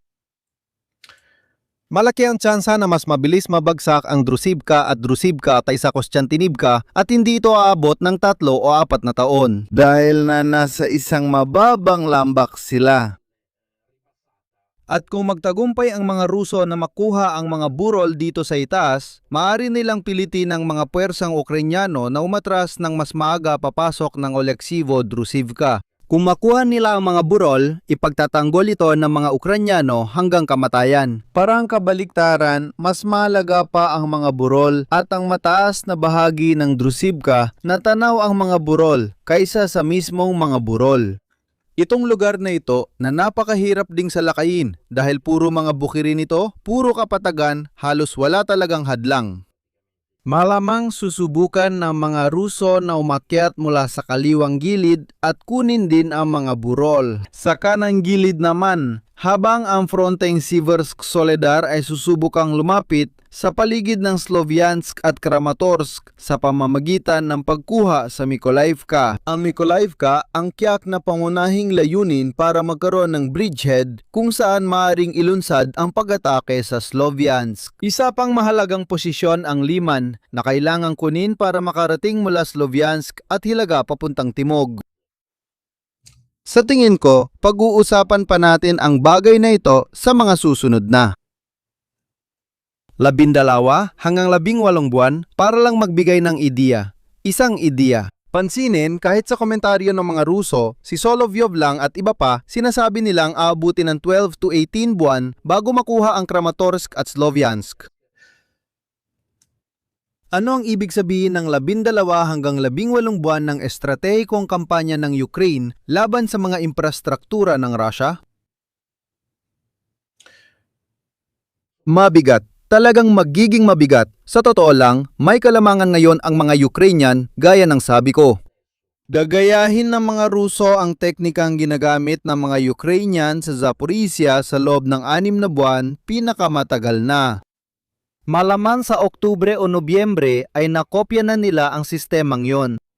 Dapat samantalahin ng mga Ukrainian ang pagkakataon habang mainit pa. Mapapansin na sa ibang mga front, kahit papaano oo, may ilang pag-usad, pero wala namang malalaking galaw ng pagsalakay ng mga Ruso maliban sa labas ng Pokrovsk, Rodinsk o mga katulad nito. Kung titingnan natin ang mga opsyon ng mga Ukrainian sa Hilaga, pati na sa Zarichne, dito ang mga Ukrainian sa hilagang gilid ng mga Ruso ay patuloy na kumukuha ng teritoryo. Dito, mas nasa timog tayo ng Pokrovsk, mas nasa pagitan ng Guglia at Pole at Zarichne. Tandaan ninyo lahat ng panahong iyon kung saan mayroong oo, ako ay. Ang kasaysayan ay nagtuturo. Sa tuwing may naimbento ang mga Ukrainian, sa loob ng 3 hanggang 6 na buwan ginaya ito ng mga Ruso. At sa mas malaking sukat, kasaysayan. Hindi naman sa may naimbento ang mga Ukrainian na kung anong kakaibang teknolohiya, ang teknik ng mga lobo o ang kakayahang tumama ng malalim. Kaya balang araw, gagayahin din nila yon. Ang teknik ng mga Ukrainian ay tugon lang sa ginawa ng Rubicon ng Russia dahil unang hindi nagbigay ng direktang drone support sa mga unit ang Rubicon ng Russia. May sariling drone operator na ang mga unit pero layunin nilang umatake 20 hanggang 60 kilometro sa likod ng mga linya ng Ukrainian. Ganyan din ang ginawa nila sa Liman, Kostiantynivka. Paalala lang ang Kostiantynivka nitong mga nakaraang buwan. Kung titingnan mo ang kalsada sa likod ng Kostiantynivka, para itong sementeryo ng mga sasakyang militar ng Ukrainian. Dahil dito, nagdadala ng supply ang mga Ukrainian sa gabi. Ng maliitang grupo, sinusubukang ilikas ang sugatan gamit pati drone sa lupa. Talagang mahirap ito. Kinuha ng mga Ukrainian at sinabi nila, wow, gumagana ang ginawa ng mga Ruso gamit ang Rubicon. Paano natin ito magagawa ng mas maganda? Doon pumasok ang usapan sa Starlink. Meron sila, wala ang mga Ruso, kaya nakakagawa sila ng mas malalalim na aksyon. Kinuha nila ang parehong konsepto ng Rubicon at dinala nila ito sa pinakamataas na antas. Mula sa 40-60 kilometro, napunta tayo sa 80-100. 120 at gumawa pa sila ng mga espesyal na drone para maabot ang mga distansyang ito. Salamat!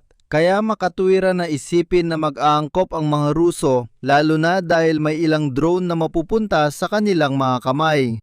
Wala silang kakayahang pang-satellite. Hindi ito aksidente.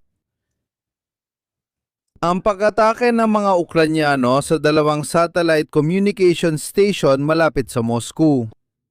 Matapos ang issue sa Starlink at access ng mga Ruso dito, nagpalipad sila ng ilang satellite. Siyempre, wala silang mga constellation na tulad ng sa Starlink o ng mga kanluranin. Pero sinubukan nilang magpalipad ng mga bagong satellite at sakto, tinarget ng mga Ukrainian ang mga ground station ng satellite communication. Alam nila na magbibigay ito ng mas maraming oras para mapakinabangan ang kanilang kalamangan. Pwedeng tumaas ng malaki ang produksyon ng Flamingo, hindi lang base sa ganitong datos o akala natin sa dami ng kaya nilang gawin. Masasabi kong ang naunang sinabi ay talagang katang-isip, 100 o 120 kada buwan. Pinatotohanan ito ng mga estadistika ng nagamit na Flamingo na ipinakita ko kanina. Ang interesante dito ay kahit na ginamit sila sa maliliit na grupo 3, 4-5 na may napakataas na antas ng kabiguan nung simula ng 2026, patuloy pa rin silang ginagamit sa maliliit na grupo. Pero ang porsyento ng tagumpay, kahit dun sa huling pag-atake, kailangan pa nating gumawa ng estadistika at tingnan ang mga susunod pa ay mataas, 3-5. Maganda para sa maliit na pag-atake, pero dapat nating tingnan kung mapapanatili nila ito o tataas pang porsyento o baka sambalang. Dahil sinamantala nila ang lupa, sinamantala nila ang kama ng ilog. Makikita natin. Mapapansin na sa loob ng 6 na buwan ng 2026. Tumaas ang paulit-ulit na pag-atake ng mga Ukrainian. Tumaas ang dalas pero hindi ako naniniwala na umabot sila sa antas ng produksyon na sinabi nila. Kung pagbabasehan ko ito, siguro 1/4 o baka 1/4 lang ng kanilang ipinahayag ang nagagawa nila. Mga 20-30 kada buwan.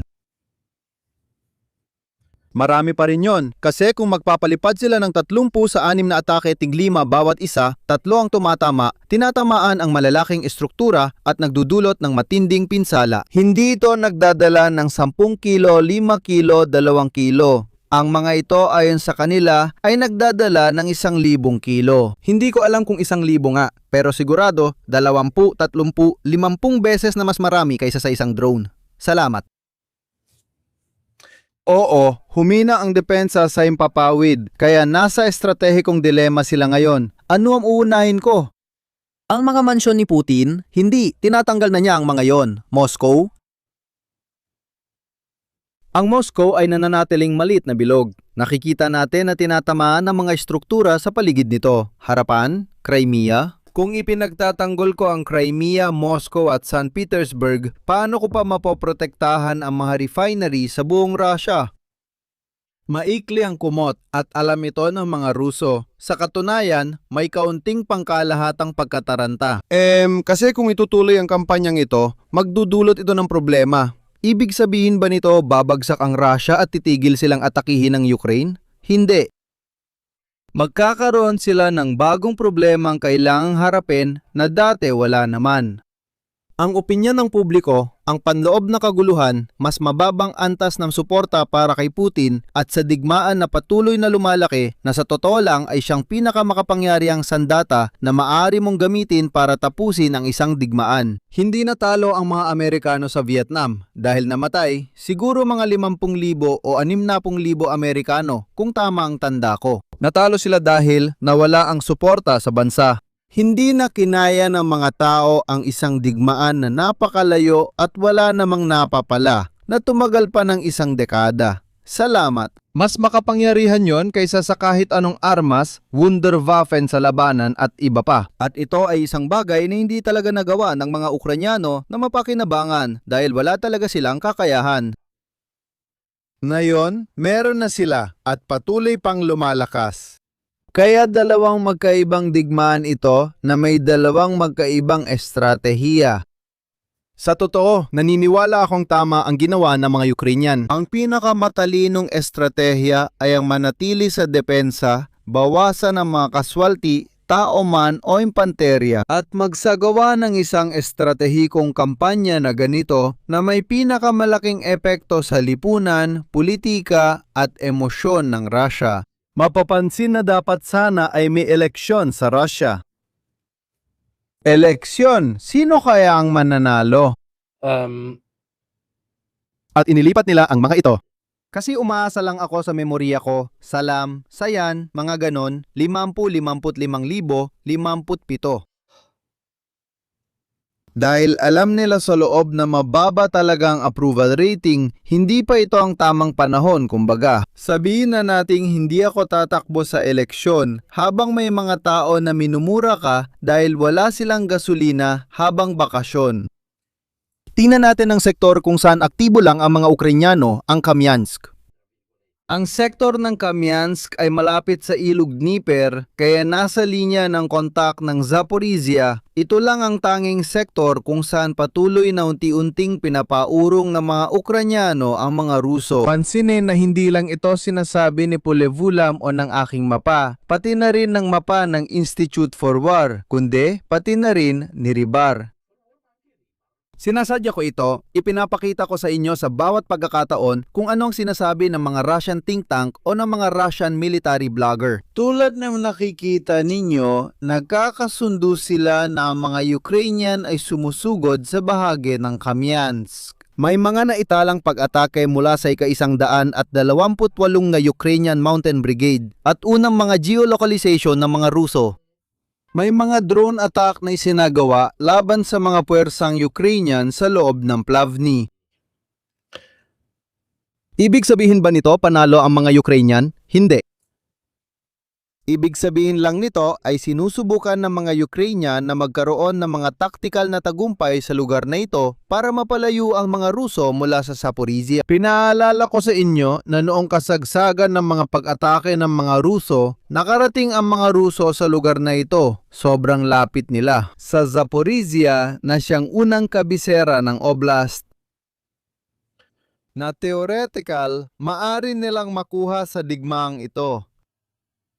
Bakit dito mismo umaatake ang mga Ukrainyano? Dahil lahat ng pagkasira sa lohistika na ginawa ng mga Ukrainyano sa kahabaan ng koridor ng Zaporizhia ay tiyak na mas kaunti ang naging suporta sa mga aktibidad ng mga Ruso sa lugar na iyon. Sa katunayan, ang bilang ng mga pag-atake ng mga Ruso sa lugar na ito ay 133 buwan nang nakalipas at ngayon ay bumaba na lang sa 15. Halos 70% ang ibinaba ng aktibidad ng mga Ruso sa lugar na iyon. Talagang malaki. Mapapansin na sa ibang bahagi, patuloy pa rin ang pag-atake. Naalala nyo ba nung sinabi ko na kung hindi sila gagawa ng malalaking pagrerekluta, malaking bagong mobilisasyon at abot pata, hindi maiiwasan na kailangan nilang isara ang ibang mga front upang paganahin at mapanatili ang mga kasalukuyan. Napansin ang pagbaba ng mga opensibang aksyon kahit sa tactical at lokal na antas ng mga Ruso. Halos sa lahat ng front maliban sa Liman, Kostiantynivka at halos sa lugar ng Siversk, Chasivyar. Ibig sabihin nito na ang pagkakaroon ng puwersa ay hindi ganon kataas dahil kailangan mong isara ang ilang front para lang mapanatili ang mga itinuturing mong pangunahing front. Siguradong ang front ng Kamyansk ay isa sa mga isinasakripisyo para lang masuportahan ng iba. Pansinin ang trend. Ang trend ngayong taon ay sobrang pababa. Pati Hunyo. Medyo mas maganda kaysa Mayo, sasabihin ko na agad, pero pinag-uusapan pa rin natin ang 20-30 kilometer dalawa na nakuha sa kabuuan. Ang trend ay siguradong negatibo at wala pang senyales na gaganda. Siyempre, pinag-uusapan natin ang KMR-2, pero para sa akin, mas mahalaga ang Kostiantynivka, isang urbanong sentro, kaysa sa 20 KMR-2 ng mga bukirin sa hilaga ng Kuliaipol. Pero kailangan pa rin ng isang desisyon mula kay Putin. Wala nang iba, wala ring kulang, at yun din naman ang hinihingi ng mga tao niya sa loob. Ang mga Ruso, sa kalagayan nila ngayon, kung hindi sila magpapadala ng dagdag na tao, masasabi kong kung hindi sila kikilos at magdadala ng karagdagang puwersa, Hindi ko rin iniisip na kaya nilang makuha. Kramatorsk at Sloviansk pinapatay ang ibang front at pinapalakas lang ang mga lugar na gusto nilang marating, tulad ng Kramatorsk at Sloviansk. Hindi maiwasang pumili sila. Naniniwala akong alam ito ng mga Ukrainian, mas marami silang alam kaysa sa akin, pero hindi sila nagsasalita. at tingnan mo kung alam mo na para makuha ni Putin kahit ang Donbas lang, ay kailangan niyang gumawa ng ilang desisyon. Malungkot. Hindi popular. Anong sisirain mo? Ang suporta ng mga tao kay Putin. Kailangan niyang gumawa ng mga hindi popular na desisyon sa panahon na galit ang mga tao. Salamat sa lahat. Tinatanggalan mo siya ng pundasyon sa ganitong paraan. Alam niyang kailangan niyang gumawa ng hindi popular na desisyon at sinisira mo ang kanyang moral at suporta mula sa loob. May ilan talagang sobrang galit na nagmumungkahing inuclearize at palubugin ng Inglaterra.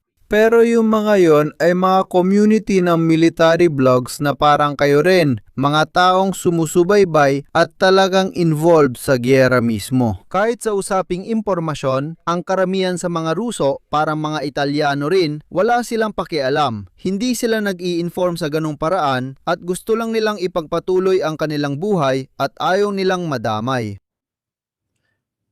Pero ngayon, nadadamay na sila. Para sa akin, yan ang malawakang estratehiya ng Ukraine. May darating bang missile? Ayon, posibleng oo. Pinag-uusapan na rin ang mga satellite na panlaban sa ibang satellite. May ilang artikulo rin tungkol sa mga bagay na sinusubukan gawin ng mga Ruso, pati na rin ng mga Chino. Posibleng magkadikmaan sa kalawakan. Pero sa ngayon, parang medyo malabo pa ang bagay na yan.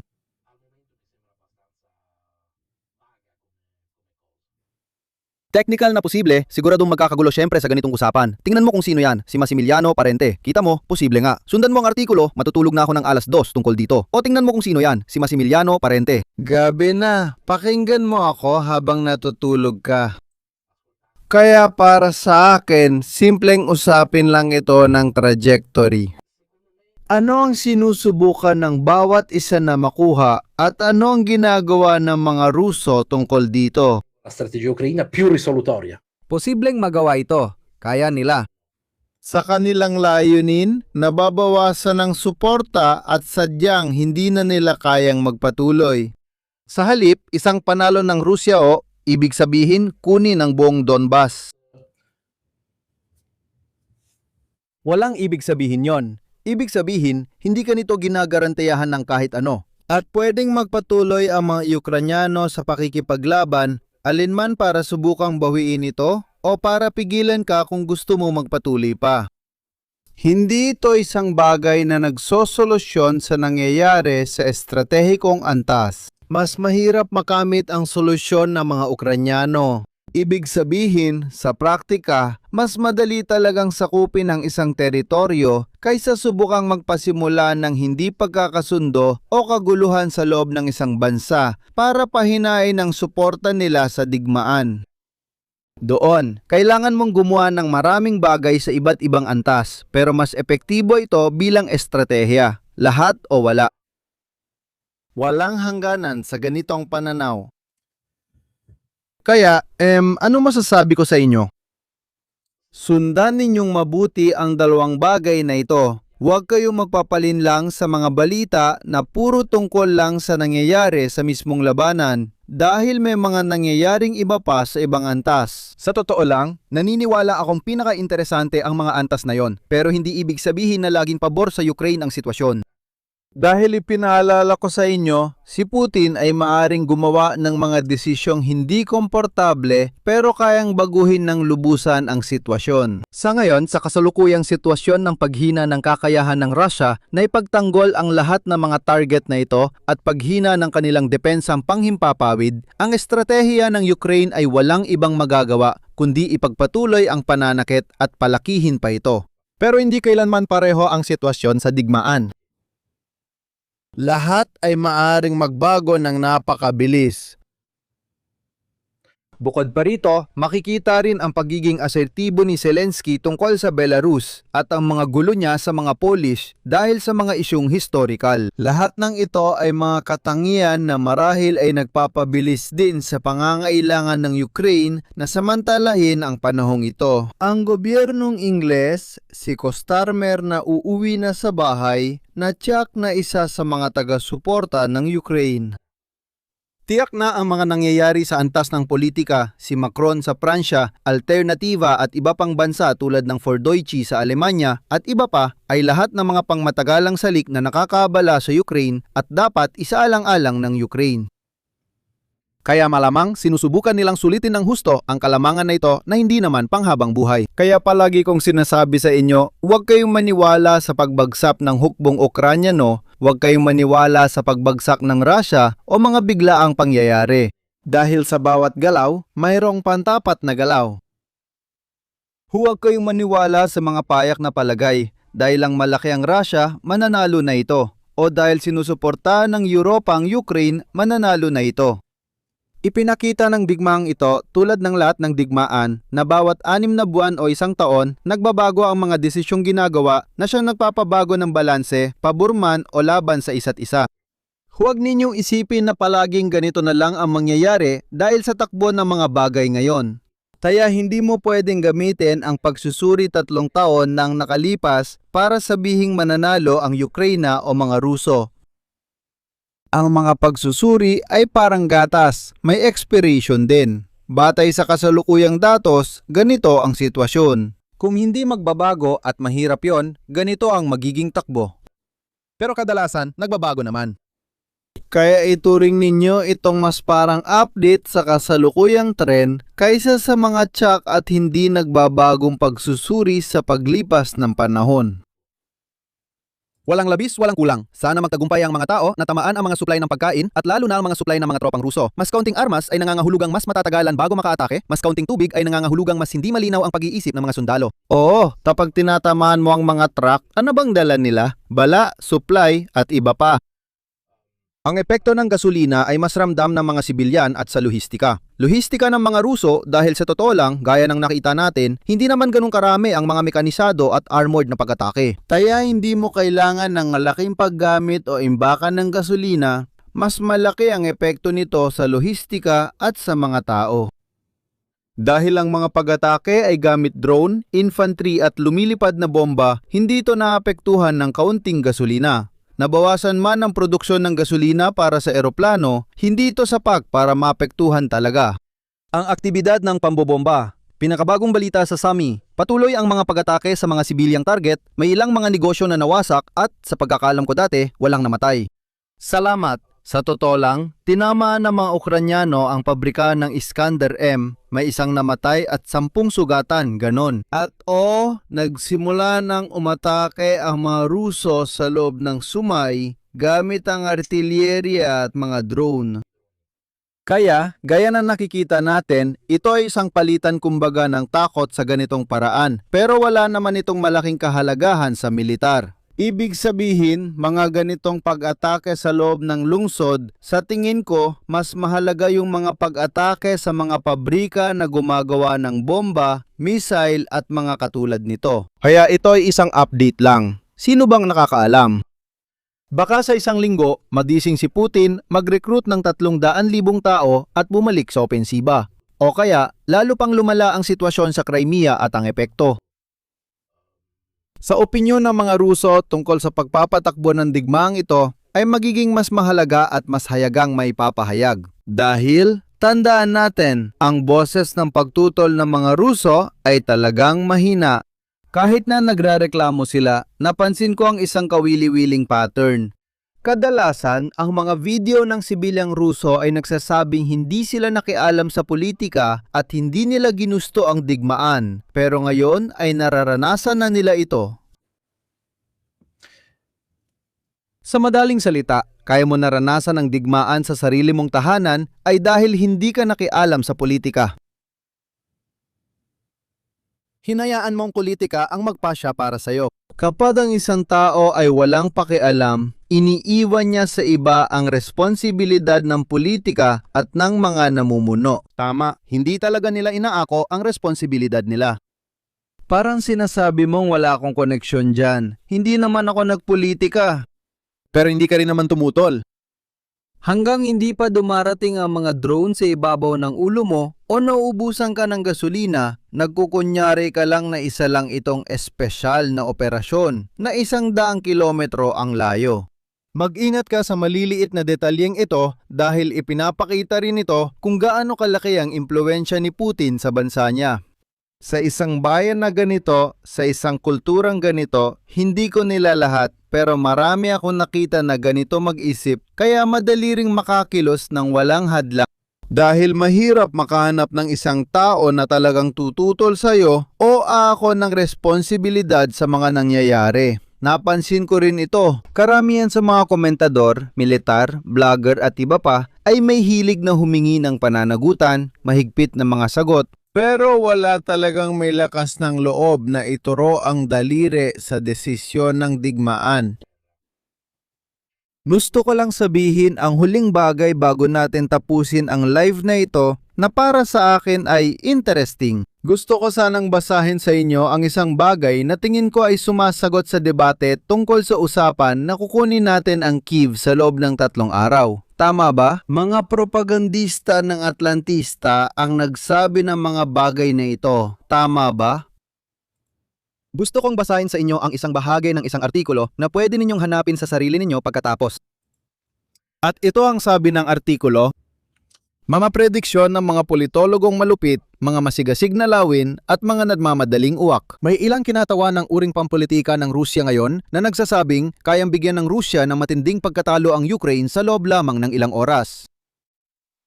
May binanggit na mas maikling panahon kapag may armadong labanan. Tukuyin natin kung anong pahayag ang totoo. Sa mga eksperto sa Rusya, kamakailan lumaganap ang opinyon na hindi na kailangang magpadala ng tropa sa Ukraine dahil kaawa-awa na ang sandatahang lakas ng bansa. May ilang politologo, siguro si Dugin, na nagsasabing ang matinding pagbobomba ng Rusya ay sisira sa karamihan ng sistema ng pagmamanman, komunikasyon, artilyerya at formasyon ng tangke. May ilang eksperto ring nagsasabi na kahit isang malakas na atake mula sa Rusya ay sapat na upang tapusin ang ganitong digmaan.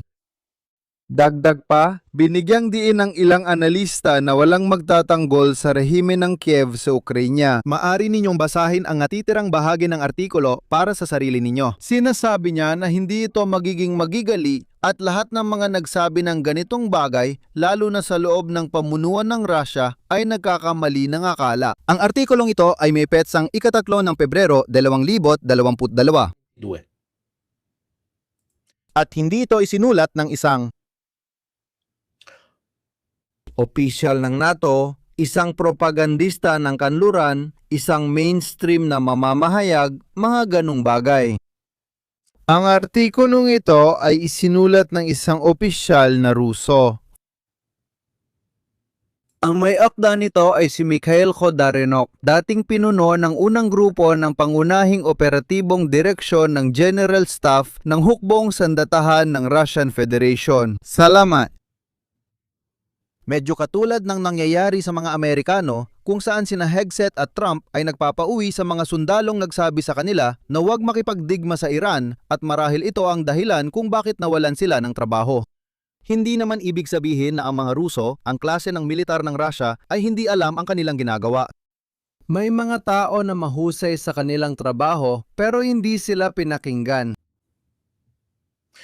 Ibibigay ko sa inyo ang link, ipinost ko rin ito sa Higs, parang bait din, kasi maraming nag-aakala na akin ang mga salitam yon. Hindi yon ang mga salita ko, kundi sa iba may magsasabi pa na, sino ba yan? Ate Bepe. Patuloy pa rin siyang naglalatala hanggang ngayon Nagkomento rin siya sa mga pahayag ni Zelensky tungkol kay Lukashenko sa mga magasing militar ng Russia na binabasa ng General Staff. At ang site na ito ay Russian, muong.ru. Makakahanap kayo ng karagdagang impormasyon, syempre, tungkol sa opisyal na tinutukoy. Pinag-uusapan natin ang isang opisyal, isang koronel ng strategic planning ng Russia. Mula sa General Staff, hindi baobab o pusa o kung ano mga mababang antas na ang mga isinulat niya sa loob ng mahigit 20 taon ay inilalatala sa mga pinakakilalang magasin sa Russia. Kaya kapag tinatanong mo ako kung ang mga Ruso, talaga bang iniisip mo na kayang makabawi ng mga Ruso? O kaya nilang makahanap ng mga kontrahakbang? Oo, dahil may mga magagaling na tao na alam ang kanilang ginagawa na nariyan at nandoon noon pa man. Ang klase ng mga politiko ang gumawa ng mga desisyong lubos na mali. O pumasok na ba sila sa kilalang mekanismo kung saan sinasabi sa leader na ayaw makarinig ng maling bagay na palagi siyang tama? Iyan ang balitang naiparating kay Putin. Balikan ninyo ang live na ginawa namin kasama si Coronel Stirpe tungkol sa mga pagkakamali ng intelligence, maging Europeo, Amerikano o Ruso sa kanilang mga pagtatasa ng intelligence. Hindi inasahan ng mga Europeo, Amerikano o Ruso ang tapang at pagtatanggol ng mga Ukranyano sa pakikipaglaban maliban sa ilang opisyal. Tulad nito, kung babasahin ninyo ang artikulo, nakakagulat ang inilalarawan niya. Kaya inirerekomenda kong basahin ninyo ito dahil eksaktong inilalarawan nito na lalaban ang mga Ukranyano. Matagal na silang nakikipaglaban mula 2014 o. Nagkaroon ito ng epekto sa galit. Sa katunayan, sinabi niya na ang mga pangyayari sa Donbas noong 2014 ay nagugat ng matinding galit sa Ukraine na nagpalakas ng kanilang paglaban. Ang galit laban sa mananakop ang pangunahing dahilan na napapalakas ng paglaban. Sinabi niya ang isang napakahalagang bagay na palagi kong sinasabi, dapat nating laging alalahanin ang paalala ni Alexander Suvorov. Sabi nga ni Alexander Suvorov, huwag kailanman maliitin ang iyong kaaway. At huwag mo siyan ituring na mas tanga o mas mahina kaysa sayo. At hindi ko kailanman ginawa yon. Salamat sa lahat. Basahin niyo ang artikulo, maganda ito. Interesante, inilathala ko rin ang bersyon nito sa Italian sa X para sa mga ayaw gumamit ng otomatikong tagasalin Ate BP, pero oo. Dahil ito ay hindi propaganda ng Atlantista o NATO, ito ay opinion lang. Opinyon ng isang mahusay, sa tingin ko, opisyal ng estratehikong pagpaplano ng Rusya na halos nahulaan na magiging madugo ang mangyayari. Salamat sa inyong lahat at makikita tayo malamang sa ika-29 o mas tama sa ika-30. Magandang gabi.